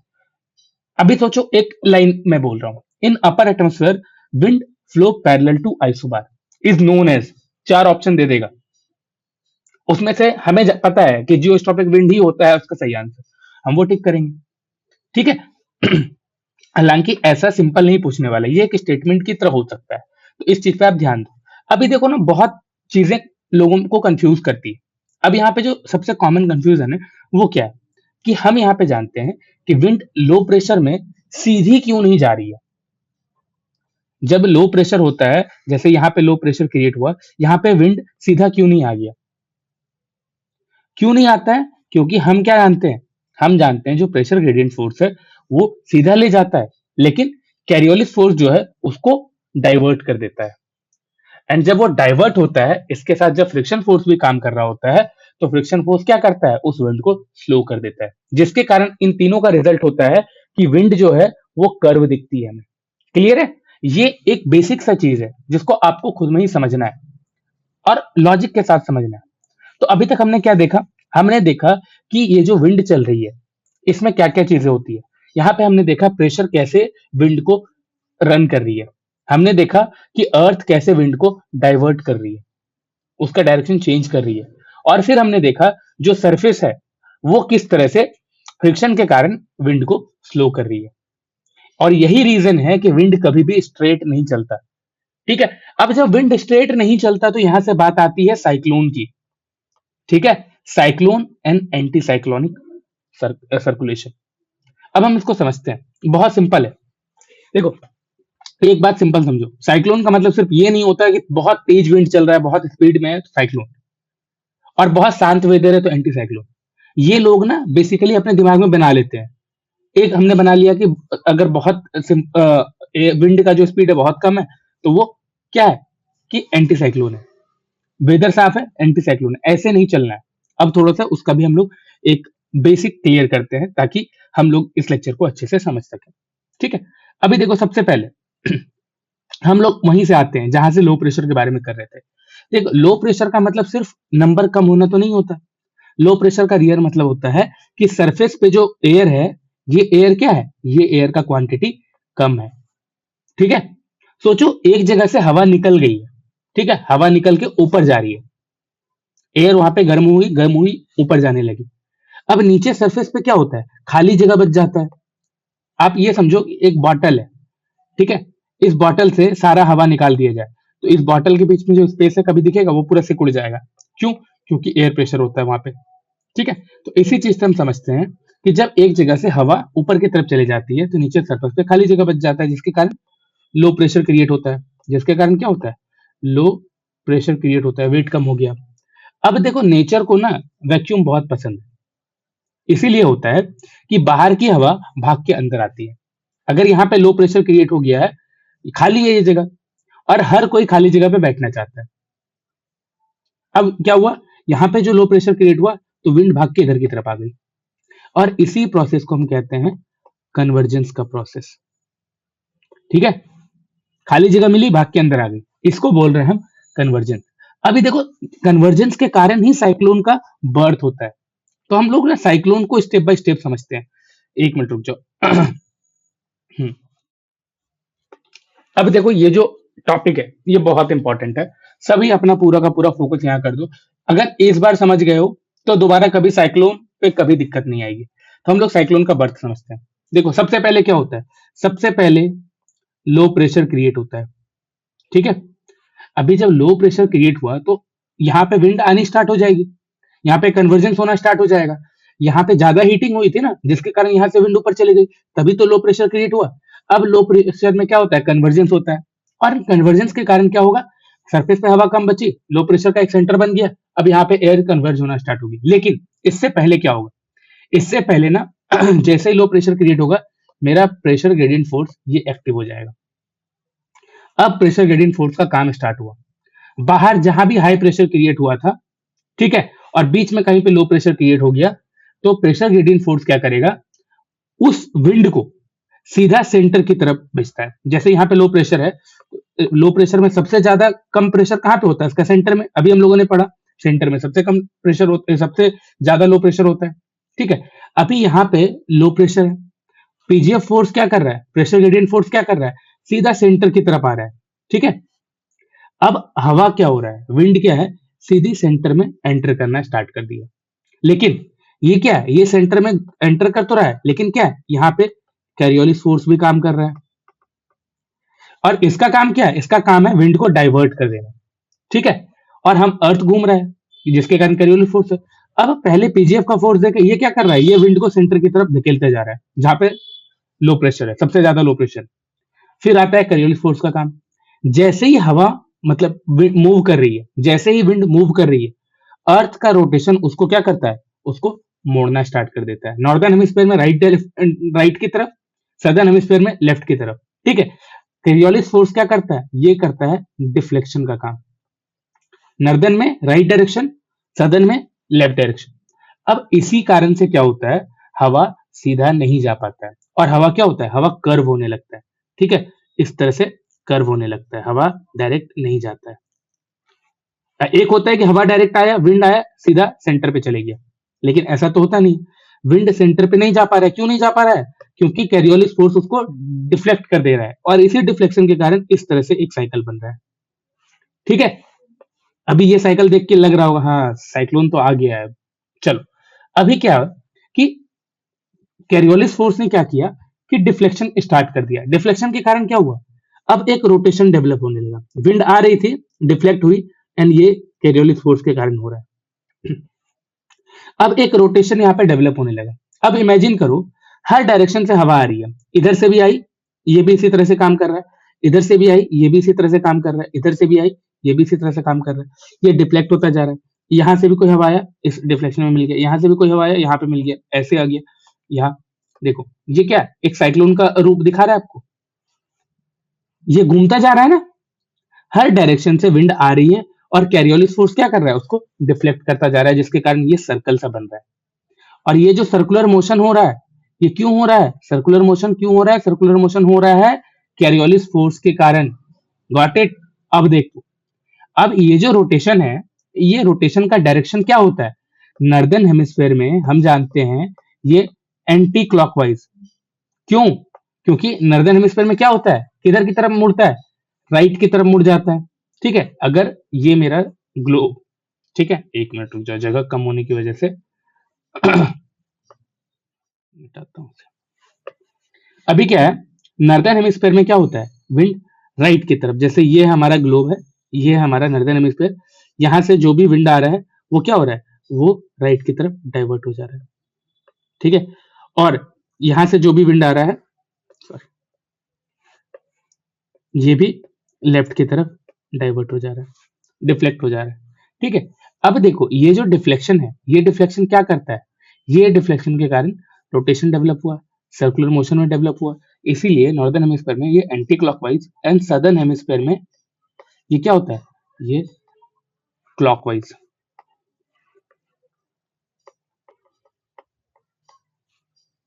ठीक है। अब ये बहुत ध्यान से याद रखना, Coriolis force plus inward moving air, जिसके कारण की रोटेशन हो रहा है, इनवर्ड मूविंग एयर किसके कारण हो रहा है, प्रेशर ग्रेडियंट फोर्स के कारण। अब देखो, अब हम एक चीज जानते हैं कि एयर ऊपर जाती है, लेकिन क्वेश्चन आता है कि एयर ऊपर क्यों जाती है, सेंटर में जो विंड है, जो सेंटर में जो एयर है, ये एयर जमता क्यों नहीं है, ये एयर फ्रीज क्यों नहीं होता है। देखो, सरफेस पर एयर आ रही है, लेकिन सरफेस पे क्या है, जो स्पेस है, ये क्या है, ये लिमिटेड है, जगह क्या है, लिमिटेड है, तो एयर जो होता है वो ऊपर की तरफ भागना स्टार्ट कर देती है। अब लिमिटेड जगह है, तो लिमिटेड जगह होने के कारण एयर ऊपर की तरफ भागना स्टार्ट कर देती है, और इसी कारण से आप देखोगे साइक्लोन में राइजिंग एयर देखते हैं हम लोग। ठीक है, अभी देखो लग रहा होगा कि हम लोग जो यहाँ पे देख रहे हैं, अब हम साइक्लोन के बारे में थोड़ा सा समझते हैं। ठीक है, एक मिनट। हाँ, अभी देखो जब राइजिंग एयर होती है वो ऊपर जा रही होती है, तो एयर ना ऊपर जाके हमेशा, साइक्लोन कैसा बनता है, ऐसा ऐसा बनता है, लेकिन ये धीरे धीरे करके बड़ा होता जाता है। आप देखोगे ये छोटा है और ये इतना बड़ा होता है। ठीक है, इस तरह से नीचे छोटा है ऊपर बड़ा है। ऊपर क्यों बड़ा है, एयर ऊपर की तरफ तो जा रही है, और ऊपर जाके इसको जगह ज्यादा मिलता है, जगह जितना ज्यादा मिलता है वो उतना फैलता जाता है। और ऊपर जाके क्या होता है ना कि एयर ठंडी हो जाती है, और जब ऊपर जाके एयर ठंडी हो गई तो वाटर वेपर जो होता है, अगर वो एयर वाटर वेपर में कन्वर्ट हुई, वाटर वेपर क्या होगा, फिर कंडेंस हो जाएगा एंड वो क्लाउड बनाएगा, एंड क्लाउड के बाद रेनफॉल होगा। इसीलिए देखोगे जो साइक्लोन होता है हमारा वो क्लाउडी होता है, क्लाउड बनाता है। साइक्लोन में रेनफॉल भी होता है। ठीक है, और साइक्लोन के कारण हमारा जो वेदर है वो बहुत ही ज्यादा स्टॉर्मी वेदर हो जाता है। ठीक है, तो साइक्लोन का अगर हम कंप्लीट लॉजिक समझे तो क्या है, साइक्लोन का कंप्लीट लॉजिक आपको इस तरह से दिख रहा है। देखो साइक्लोन का कंप्लीट लॉजिक क्या है, लो प्रेशर से स्टार्ट होता है सब कुछ। ठीक है, लो प्रेशर के बाद प्रेशर ग्रेडियंट फोर्स, इसके बाद कैरियोलिस फोर्स। ठीक है, डिफ्लेक्शन हुआ, डिफ्लेक्शन के कारण रोटेशन हुआ, रोटेशन के कारण राइजिंग एयर डेवलप हुई, एयर ऊपर की तरफ जाने लगा, इसके कारण क्लाउड बने एंड फिर रेनफॉल हुआ। यही है पूरा मेरा साइक्लोन का एक बेसिकली बर्थ कह लो आप। ठीक है, ये तो साइक्लोन था, लेकिन अब बात आती है एंटी साइक्लोन की। ठीक है, अब हम लोग एंटी साइक्लोन को भी समझते हैं। पहले हम यहाँ पे एंटी साइक्लोन कैसे बनता है इसके भी फीचर्स को समझ जाते हैं। देखो एंटी साइक्लोन में क्या होता है ना, हाई प्रेशर, उल्टा साइक्लोन में लो प्रेशर बन रहा था, तो जब हम एंटी साइक्लोन के बारे में बात करेंगे तो हम अब थोड़ा सा अपोजिट बात करना स्टार्ट करेंगे। और अपोजिट कैसे, देखो पहला हाई प्रेशर। ठीक है, ये हाई प्रेशर मेरा क्रिएट हुआ। हाई प्रेशर का मतलब क्या होता है, सरफेस पे एयर बहुत ही ज्यादा हो गया। अब क्वेश्चन ये है कि हवा नीचे आई कैसे, पहले लो प्रेशर क्रिएट हुआ होगा, ऐसा हुआ होगा, इसी कारण से हवा नीचे आई, या फिर क्या रीजन है। तो चलो सबसे पहले समझते हैं, ये जो हाई प्रेशर है, हाई प्रेशर क्यों क्रिएट होता है, सबसे बड़ा रीजन होता है कूलिंग, उसके बाद होता है सबसिडेंस, इसके बाद होता है डेंस एयर। देखो एयर जब ठंडी होती है ये नीचे आने लगती है, नीचे आने को क्या क्या कहते हैं हम, सबसिडेंस कहते हैं। ठीक है, और इसके बाद जब वो नीचे आ रही है इसका मतलब क्या है, वो एयर बहुत ही ज्यादा डेंस हो गई है। क्या हुआ कि जो कोल्ड एयर था, एयर पहले क्या हुआ, कोल्ड हुआ, कोल्ड होने के बाद वो क्या हो गया, डेंस हो गया, हैवी हो गया, और जब ये डेंस हो गया, हैवी हो गया, तो ग्रेविटी इसको नीचे खींचना स्टार्ट कर देगी, और हैवी चीजें हमेशा हम जानते हैं कि नीचे की तरफ जाके बैठ जाती है, जिसके कारण क्या हुआ, सब्सिडेंस, मतलब एयर सिंक करना स्टार्ट कर दिया, सिंकिंग एयर आपको यहाँ पे देखने लगा। अब सरफेस पे क्या हो रहा है, हम क्या देख रहे हैं, एयर ऊपर से नीचे की तरफ आ रही है, और नीचे आके कहाँ आ रही है, एयर डेंस हो चुकी है, नीचे आके सरफेस पे ये पाइल अप होता जा रहा है।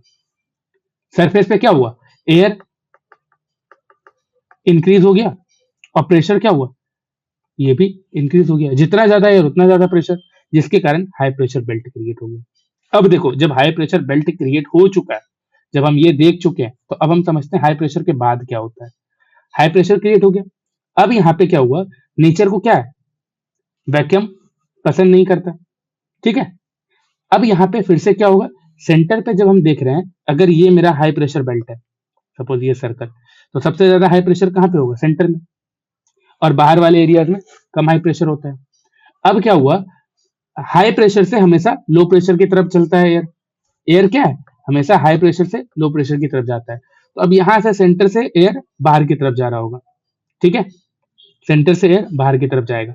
अब ये जो एयर बाहर की तरफ जा रहा है, अब हम इसको समझते हैं इसके साथ क्या हुआ, एयर जब बाहर की तरफ जा रहा है इसको हम क्या बोलेंगे, डाइवर्जेंस। कन्वर्जेंस क्या होता है, बाहर से अंदर की तरफ आता है, अब अंदर से बाहर की तरफ जा रहा है, ये देखो तो हम इसे बोल दिए डाइवर्जेंस। अब देखो डाइवर्जेंस हो रहा है, यहां पे तो कैरियोलिस फोर्स काम करेगा, प्रेशर ग्रेडियंट फोर्स काम नहीं कर रहा है, यहाँ कर रहा है नहीं कर रहा है?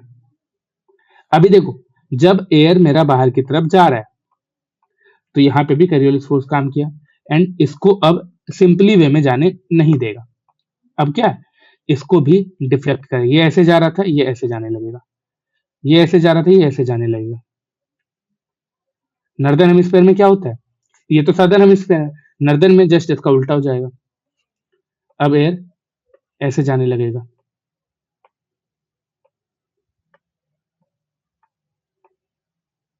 ठीक है।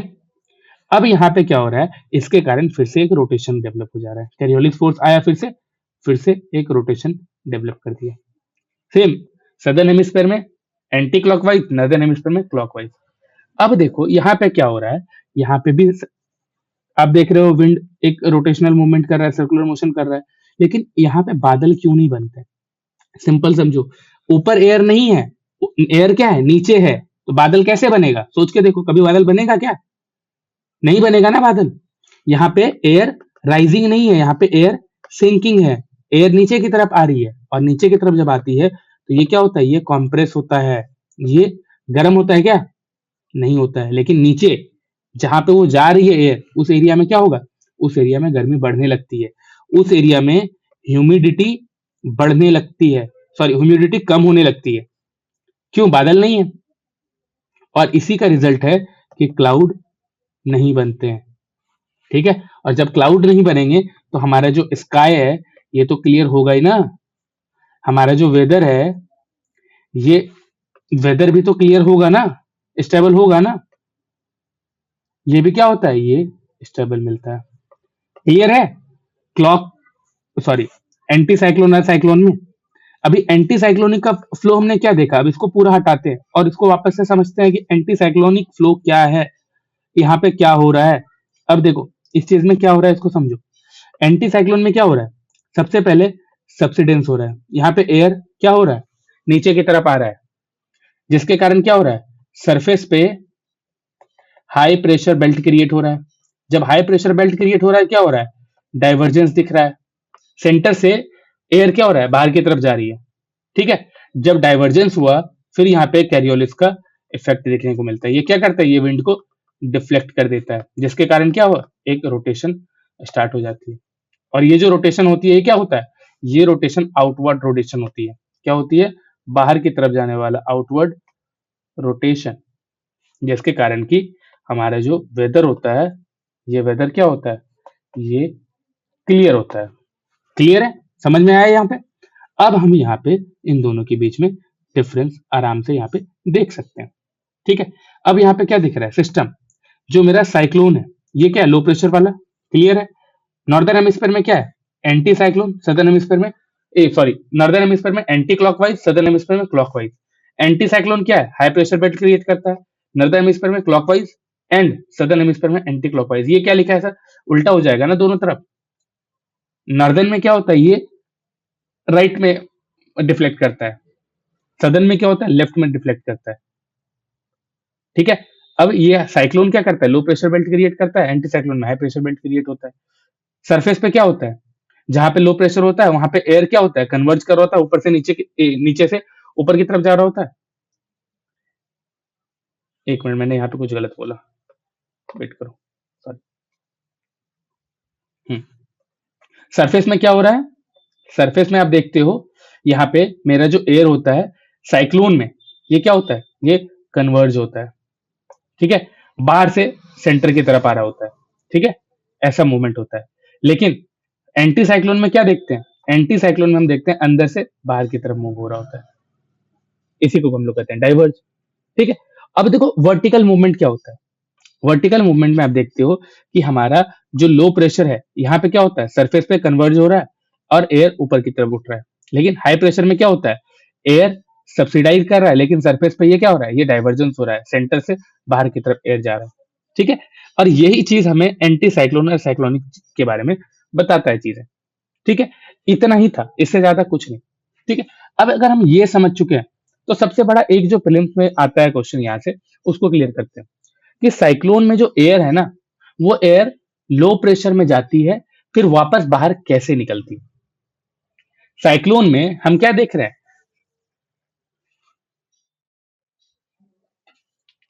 साइक्लोन में क्या होता है, हम साइक्लोन में देखते हैं कि जो हमारा एयर होता है ना, वो क्या होता है, लो प्रेशर में, बीच में लो प्रेशर है, यहाँ पे गई, लेकिन यहाँ से बाहर कैसे निकली, सबसे बड़ा दिक्कत यहाँ पे आता है। देखो एयर बाहर निकलती नहीं है, एयर सरफेस पर अंदर की तरफ मूव कर रही है, कन्वर्ज कर रही है, और ये जब अंदर की तरफ कन्वर्ज करती है, धीरे धीरे करके ऊपर उठना स्टार्ट कर देती है, ये ऊपर उठ जाती है, ठीक है, ये ऊपर में जाके स्प्रेड हो गई। और इसीलिए आप देखोगे अपर एयर में जो होता है ना, अपर एयर में आपको डाइवर्जेंस दिखता है। Surface air and upper air, ये दोनों में डिफरेंस है। सरफेस पे कन्वर्जेंस हो रहा है, अपर एयर में डाइवर्जेंस हो रहा है, ठीक है। इसीलिए आपको ये चीज समझना है, यहाँ पे एयर बाहर नहीं निकल रही, ठीक है। तो साइक्लोन और एंटी साइक्लोन, ये कोई याद करने वाला चीज है नहीं, पहली बात, ये सिर्फ प्रेशर, फोर्स और एयर, इसका मूवमेंट का नेचुरल रिजल्ट है। तो अगर आपको ये मूवमेंट समझ में आ गया, आपको फोर्सेस समझ में आ गए, तो फिर कोई दिक्कत नहीं आएगी, ठीक है। और उसके बाद भी अगर दिक्कत आ रही है, कमेंट करो, समझाएंगे हम, फोन पे समझाएंगे, मैसेज में समझाएंगे, जैसे समझाना है वो मेरा प्रॉब्लम है, बट आप कमेंट करो, ठीक है। अब आते हैं हम लोग जनरल एटमॉस्फेरिक सर्कुलेशन पे, ठीक है। ये जो सर्कुलेशन है, ये क्या है, ये बेसिक है आपका, ठीक है। अभी तक हम ना माइनर लेवल पे हर एक प्रेशर ग्रेडियंट फोर्स को देख रहे थे, हर एक चीज को देख रहे थे, लेकिन उसके कारण एक जनरल एटमॉस्फेरिक सर्कुलेशन डेवलप होता है, ठीक है। तो अब हम पूरा अर्थ पे एयर कैसे सर्कुलेट कर रहा है, एटमॉस्फेरिक सर्कुलेशन कैसे हो रहा है, हम इस चीज को समझेंगे। और ये जो सर्कुलेशन है ना, ये कोई रैंडम नहीं है, ये फिक्स सर्कुलेशन है। यहाँ पे जो एयर है, ये सेल्स के फॉर्म में मूव करती है, ठीक है। आज हम उसी को ब्रेक कर करके समझेंगे कि यहाँ पे क्या होता है। सबसे पहले देखो, जनरल सर्कुलेशन का मतलब समझो। अर्थ का जो एटमॉस्फेयर है, वो एयर को लार्ज स्केल पर एक परमानेंट मूवमेंट पैटर्न में डालती है। ये क्या है, ये परमानेंट मूवमेंट पैटर्न, इस परमानेंट मूवमेंट पैटर्न में डालती है, ठीक है। अभी हम सिंपल लैंग्वेज में अगर हम समझे, तो हम समझेंगे, हम जो रोज लोकल विंड देखते हैं, ये लोकल विंड अलग हो सकता है, ठीक है, लेकिन अर्थ का जो ओवरऑल विंड का पैटर्न होता है, वो एक फिक्स लॉजिक फॉलो करता है। क्या करता है, एक फिक्स्ड लॉजिक फॉलो करता है, ठीक है। और इसी सिस्टम का काम क्या होता है, हीट को इक्वेटर से पोल्स तक ले जाना, ठीक है। इसी एटमॉस्फेरिक सर्कुलेशन का काम होता है, जो मॉइस्चर है, मॉइस्चर को डिस्ट्रीब्यूट करना, एंड इसी का काम है क्लाइमेट को बैलेंस करना, ठीक है। अब सबसे पहले आता है कि पूरा का पूरा अर्थ पे एक ही सेल क्यों नहीं बन जाता, कि हम यहाँ पे फेरल सेल देख रहे हैं, हेडले सेल देख रहे हैं, पोलर सेल देख रहे हैं, ऐसा क्यों, क्या रीजन है, आप खुद इमेजिन करके देखो। इक्वेटर पे, ये जो हमारा 0 डिग्री है, इस इक्वेटर पे आप क्या देखते हो, इक्वेटर पे एयर ऊपर की तरफ उठ रही होती है, क्यों, हीट ज्यादा पड़ता है, गर्म होती है, ऊपर उठ जाती है। लेकिन पोल्स पे हम क्या देख रहे हैं, पोल्स पे एयर नीचे की तरफ बैठ रही होती है, क्यों, यहाँ पे सनलाइट नहीं पड़ता है, जिसके कारण हमेशा ऊपर का एरिया हाई प्रेशर बेल्ट बना रहता है। अभी ये जो विंड है, ये विंड डायरेक्टली इक्वेटर से पोल तक कैसे जा रही है, क्या एक ही लूप में जा सकती है, देखो अगर हम थियोरेटिकली सोचें, तो हाँ जा सकती है, लेकिन प्रैक्टिकली ये पॉसिबल नहीं है।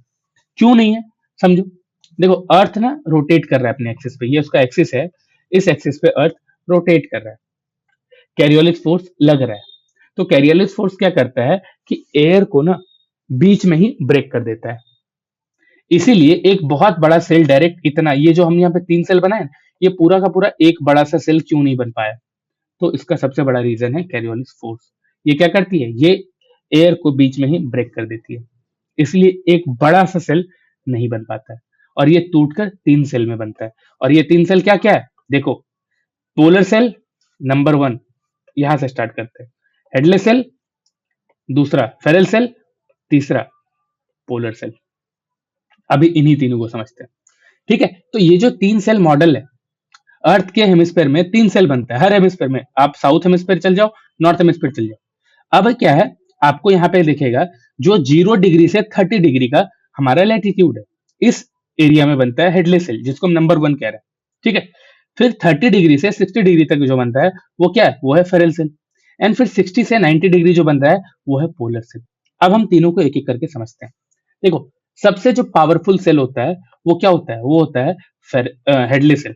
ठीक है, सबसे पहले देखो एक चीज, सॉरी, स्टार्ट करने से पहले एक चीज और देख लो। ये जो सेल डेवलपमेंट हो रहा है ये डिपेंड करता है लैटिट्यूडनल हीटिंग पे, जो सनलाइट आ रहा है, इंसोलेशन आ रहा है उसके ऊपर। ये डिपेंड करता है प्रेशर बेल्ट पे, जो प्रेशर बेल्ट क्रिएट हो रहे हैं उसके ऊपर। एंड उसके बाद माइग्रेशन और बेल्ट। बेल्ट क्या है, परमानेंट नहीं होता है, हमने पढ़ा अभी। बेल्ट क्या होता है, माइग्रेट करते रहते हैं। एंड साथ ही साथ लैंड एंड सी डिस्ट्रीब्यूशन इस चीज पे भी डिपेंड करता है। एंड इन सबके पीछे एक और फोर्स रहता है, अर्थ का रोटेशन, जिसको हम लोग कैरियोलिस फोर्स कहते हैं। ठीक है, अभी हम लोग ना पहले हेडले सेल को देखते हैं। ये जो हेडले सेल है ये क्या करता है, ये कैसे बनता है, हम समझते हैं पहले इक्वेटर पे। ठीक है, अभी क्या हो रहा है, जैसे ये हमारा 0 डिग्री है, ये हमारा इक्वेटर वाला रीजन है, जूम, हाँ, ये हमारा 0 डिग्री है, ये इक्वेटर वाला रीजन है। ठीक है, अब हम इसको थोड़ा सा ब्रश अप कर देते हैं। एक मिनट रुक जाओ, हाँ, देखो ये जो डार्क येलो वाला पार्ट बना रहे हैं, ये जो रीजन है, इस रीजन के बारे में समझो। ये जो हमारा रीजन है, यहाँ पे क्या होता है, सनरेज है, जो इंसोलेशन है वो डायरेक्ट पड़ता है। ठीक है, जिसके कारण इस एरिया में मैक्सिमम हीटिंग होती है। हवा गर्म होकर ऊपर की तरफ उठी, हवा गर्म हुई, एक्सपेंड होकर डेंसिटी कम हुआ और ये ऊपर की तरफ उठ गई। ठीक है, और इसी प्रोसेस को हम कहते हैं कन्वेक्शन का प्रोसेस। ठीक है, अभी यहाँ पे यहाँ से समझेंगे। ठीक है, पहले यहाँ पे डायरेक्ट सनलाइट पड़ी, ये रेड लाइट जो दिख रहा है, ये रेड लाइन, यहाँ से क्या हुआ, हीटिंग हुआ, यहाँ का एयर क्या हुआ, गर्म हो गया, गर्म हुआ, एक्सपेंड हुआ, डेंसिटी कम हुआ, फिर ये ऊपर की तरफ उठना स्टार्ट हो गया। देखो ये उठने लगा ना ऊपर की तरफ, समझो, ये देखो ये ऊपर की तरफ उठने लगा ना, इसको हम लोग कहते हैं कन्वेक्शन। ठीक है, अब जब एयर ऊपर की तरफ उठी तो सरफेस पे क्या दिखा, सरफेस पे एयर कम हो गया। यहाँ पे पहले हम समझते हैं, यहाँ पे पहले इतना अमाउंट में एयर था, अभी इतना एयर यहां से उठ गया, तो अब सिर्फ ये वाला पार्ट बचा एयर का। ठीक है, मतलब इतना सा। अब क्या हुआ, यहाँ पे एयर कम हो गई। अब जब एयर कम हो जाता है उसके बाद क्या होगा, एयर कम हुआ मतलब क्या हुआ कि प्रेशर भी कम हो गया। जब प्रेशर कम हुआ तो ये क्या हुआ, इक्वेटोरियल लो प्रेशर बेल्ट बन गया, इक्वेटोरियल लो प्रेशर बेल्ट। ठीक है, ये बन गया। अब यहां से हम चीजों को समझते हैं। अब जो एयर ऊपर गई है, ये एयर ऊपर जाकर क्या करती है, जब एयर ऊपर पहुंच गई तो ऊपर क्या हुआ, ठंडा हो गया, यहां तक पहुंचा, फिर ये ठंडा होने लगा। अब ठंडा होने के बाद क्या हुआ, हैवी होते गई, हैवी होते गई, लेकिन ये जहां से उठा था क्या वहीं पे जाके सबसाइड हो रहा है, नहीं, ये क्या हुआ, ये यहां से निकला और ये यहां जाके सबसाइड हो रहा है। इक्वेटर के ऊपर से निकला, लेकिन ये सबसाइड कहाँ हो रहा है, ट्रॉपिक ऑफ कैंसर पे। ये इक्वेटर पे ही नीचे नहीं आ रहा है, क्योंकि वहां पे ऑलरेडी राइजिंग एयर है, यहाँ से ऑलरेडी ऊपर एयर ऊपर की तरफ जा रहा है। तो ये एयर जब ठंडा हो गया तो ये थोड़ा दूर जाके नॉर्थ की तरफ जाके, ठीक है, नॉर्थ की तरफ जाके ये सबसाइड होने लगी, स्प्रेड हुई, फिर सबसाइड होने लगी। अब 30 डिग्री पे हम क्या देख पा रहे हैं, हम 30 डिग्री पे देख पा रहे हैं कि यहाँ पे एयर सबसाइड हो रहा है। ठीक है, ये वाला लाइन देखो, यहाँ पे से एयर क्या हो रहा है, एयर सबसाइड हो रहा है। क्यों, क्योंकि कोल्ड हो चुका है, डेंस हो चुका है, और डेंस हो गया तो नीचे की तरफ आने लगा। तो around 30 degree north and 30 degree south, यहाँ पे देखो, यहाँ पे भी एयर नीचे की तरफ आ रही है, यहाँ पे भी आ रही है। 30 डिग्री नॉर्थ एंड साउथ में क्या देख रहे हैं, एयर नीचे की तरफ आना स्टार्ट कर दी। अब ये जो नीचे की तरफ आ रही है इसी को हम लोग कहते हैं सबसिडेंस। ठीक है, सरफेस पे क्या हुआ, एयर जमा होने लगा, ये नीचे गया और सरफेस पे एयर वापस से पाइल अप होता गया। और जब पाइल अप होता गया, यहाँ पे क्या हुआ, यहाँ पे प्रेशर बढ़ना स्टार्ट हो गया। तो इसीलिए इस रीजन में सब tropical high pressure belt create होता है। ठीक है, अब जब एयर वापस से सरफेस पे आई, जब वो वापस से सरफेस पे आई तो वो फिर से इक्वेटर की तरफ क्यों जा रही है, क्या रीजन है, देखो यहाँ पे हाई प्रेशर क्रिएट हुआ, और हम क्या जानते हैं, एयर हमेशा हाई से लो की तरफ ट्रेवल करती है। यहाँ से कुछ ऊपर उठाया तो कुछ तो यहाँ पे इसको रिप्लेस करेगा, तो ये रिप्लेस करना स्टार्ट कर दिया, और इसके कारण यहाँ पे एक सेल डेवलप हो गया, ऊपर उठा, नीचे आया, फिर ऊपर उठा। अब ये जो सेल डेवलप हो गया, तो हम क्या देख रहे हैं, हम ये देख रहे हैं कि इक्वेटोरियल रीजन में, ठीक है, 0 डिग्री से 30 degree north and 30 degree south, यहाँ पे हम जो सेल डेवलप होता है, इस सेल को कहते हैं हेडलेस सेल। अब जब सरफेस पे एयर आई वापस से 30 डिग्री पे, हम देख रहे हैं एयर नीचे आई और फिर ये इक्वेटर की तरफ, लो एरिया की तरफ, लो एयर प्रेशर की तरफ चलना स्टार्ट कर दी। क्यों?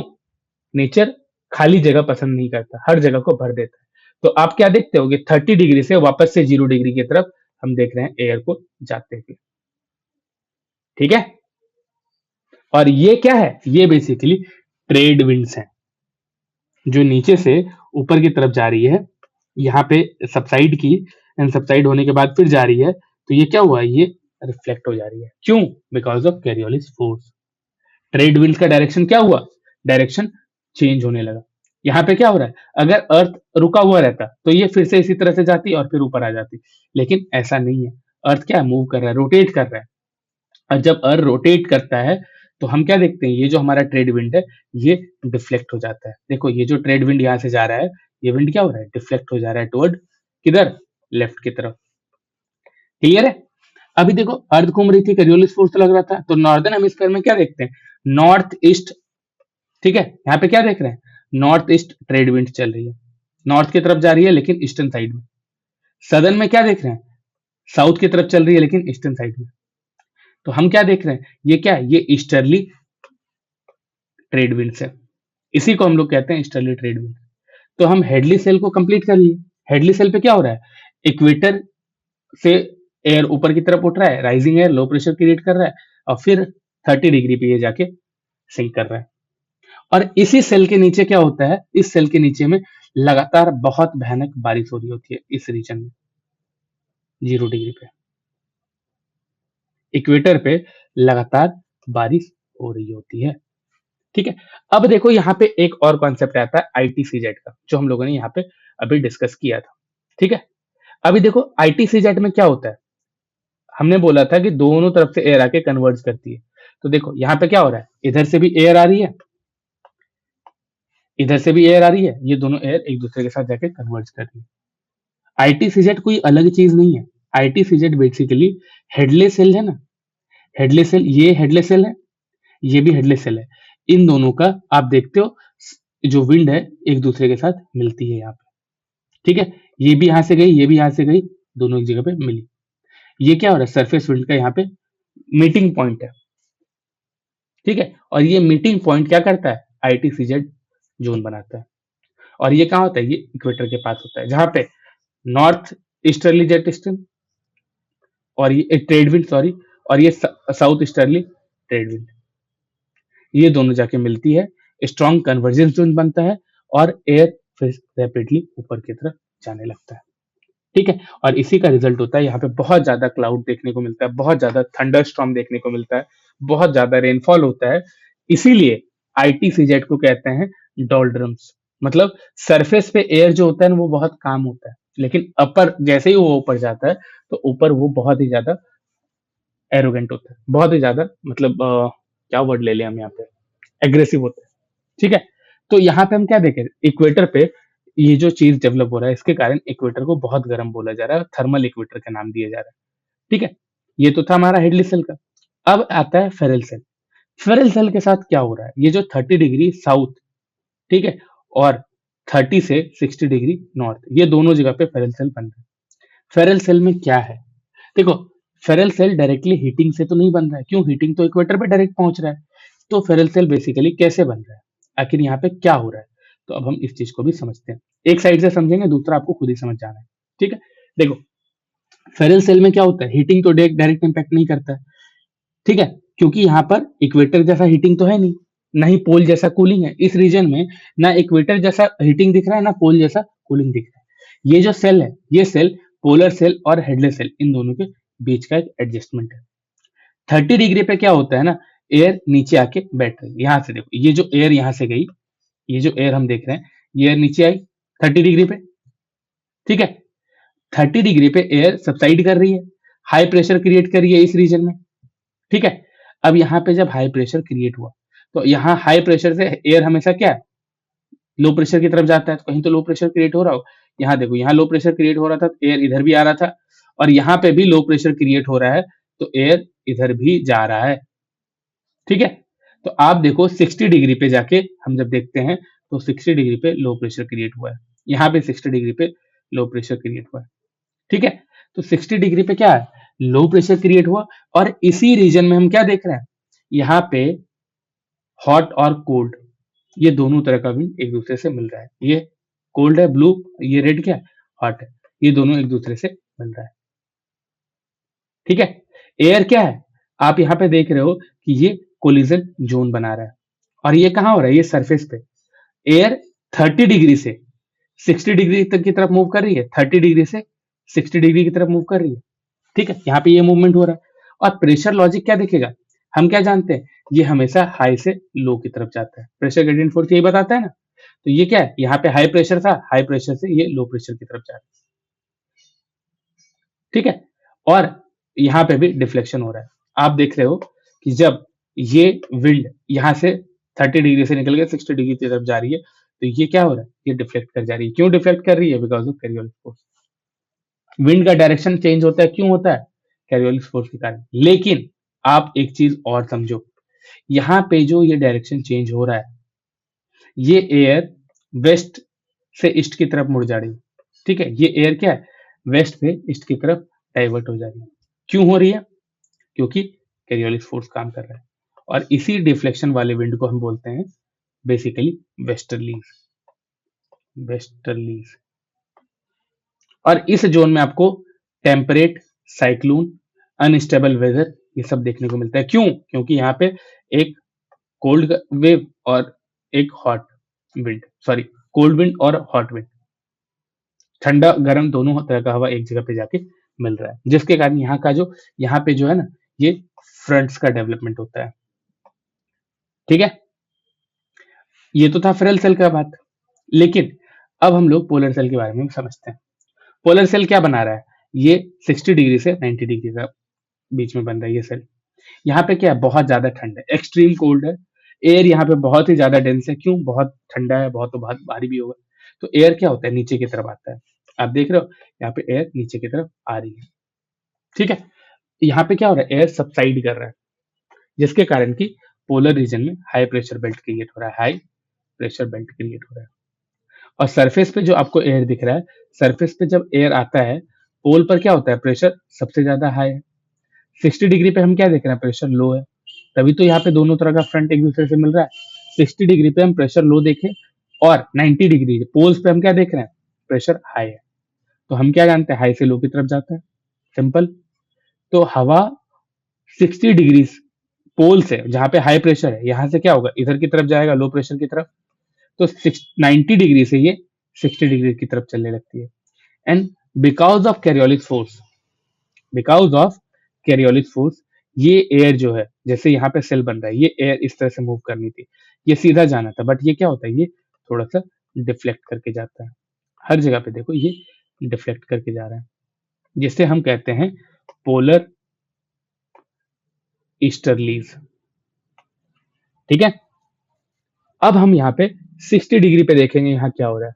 यहाँ पे देख रहे हैं कि पोलर रीजन से जो कोल्ड एयर आ रहा है, ठीक है, और फेरल रीजन से जो वार्म एयर आ रहा है, ये दोनों आके एक दूसरे से मिल रहा है। ये दोनों मिली, अब क्या हुआ, एयर ऊपर उठना स्टार्ट हो गई। ठीक है, जिसके कारण ये एरिया क्या बन गया, ये एरिया बन गया सब पोलर लो प्रेशर। ठीक है, तो हम पोलर सेल में क्या देखे कि सरफेस ईस्टर्लीज चल रही है, 60 डिग्री पे कन्वर्जेंस हो रहा है, एंड यहाँ पे एयर ऊपर की तरफ उठने लगती है, एंड फिर वापस से ये पोल की तरफ जाके सबसाइड करती है, और ये यहाँ से निकली और वापस 30 डिग्री पे आके सबसाइड किया। तो ये क्या था, ये बेसिकली 3 बेल्ट मॉडल था। ठीक है, ये जनरल बेसिकली आप कह लो एटमॉस्फेरिक सर्कुलेशन था। तो हम क्या देखें, हेडलेस सेल 0 से 30 degree north and south, Ferrel cell 30 से 60 degree north and south, polar cell 60 से 90 डिग्री नॉर्थ एंड साउथ। ठीक है, और इसी में हम लोगों ने ITCZ भी देखा, जिसमें हम लोग स्ट्रॉन्ग कन्वेक्शन देखते हैं, राइजिंग एयर देखते हैं, and convergence of trade wind देखते हैं। ठीक है, तो जनरल सर्कुलेशन कोई रट्टा तो है नहीं, यहाँ पे बस आपको कुछ चीजों का ध्यान देना है, और वो क्या क्या है, तीन चीजें। जनरल सर्कुलेशन में हमने क्या क्या तीन चीजें को देखना है। पहला अनइक्वल हीटिंग, दूसरा अर्थ का रोटेशन, तीसरा प्रेशर का एडजस्टमेंट। बस इन तीन चीजों को देखोगे तो आपको ये जो जनरल सर्कुलेशन है ये क्लियर हो जाएगा। इससे ज्यादा आपको यहाँ पे कुछ भी नहीं करना पड़ेगा। क्लियर है? हम ये समझ चुके हैं तो अब ना हम थोड़ा सा आईटीसीजेड को भी समझते हैं और फिर हम लोग लानीना, सदर्न ऑसिलेशन, इसके बारे में भी समझेंगे। लेकिन इस चीज के बारे में हम समझेंगे नेक्स्ट वीडियो में, क्योंकि एक वीडियो में इतना सारा कॉन्सेप्ट आपके लिए टफ हो जाएगा। तो नेक्स्ट वीडियो में हम लोग आईटीसीजेड का सिर्फ इंडियन मानसून क्या है, लानीना अल नीना क्या है, इसके बारे में लाएंगे ताकि आपको इससे क्लैरिटी मिल जाए। ठीक है, थैंक यू।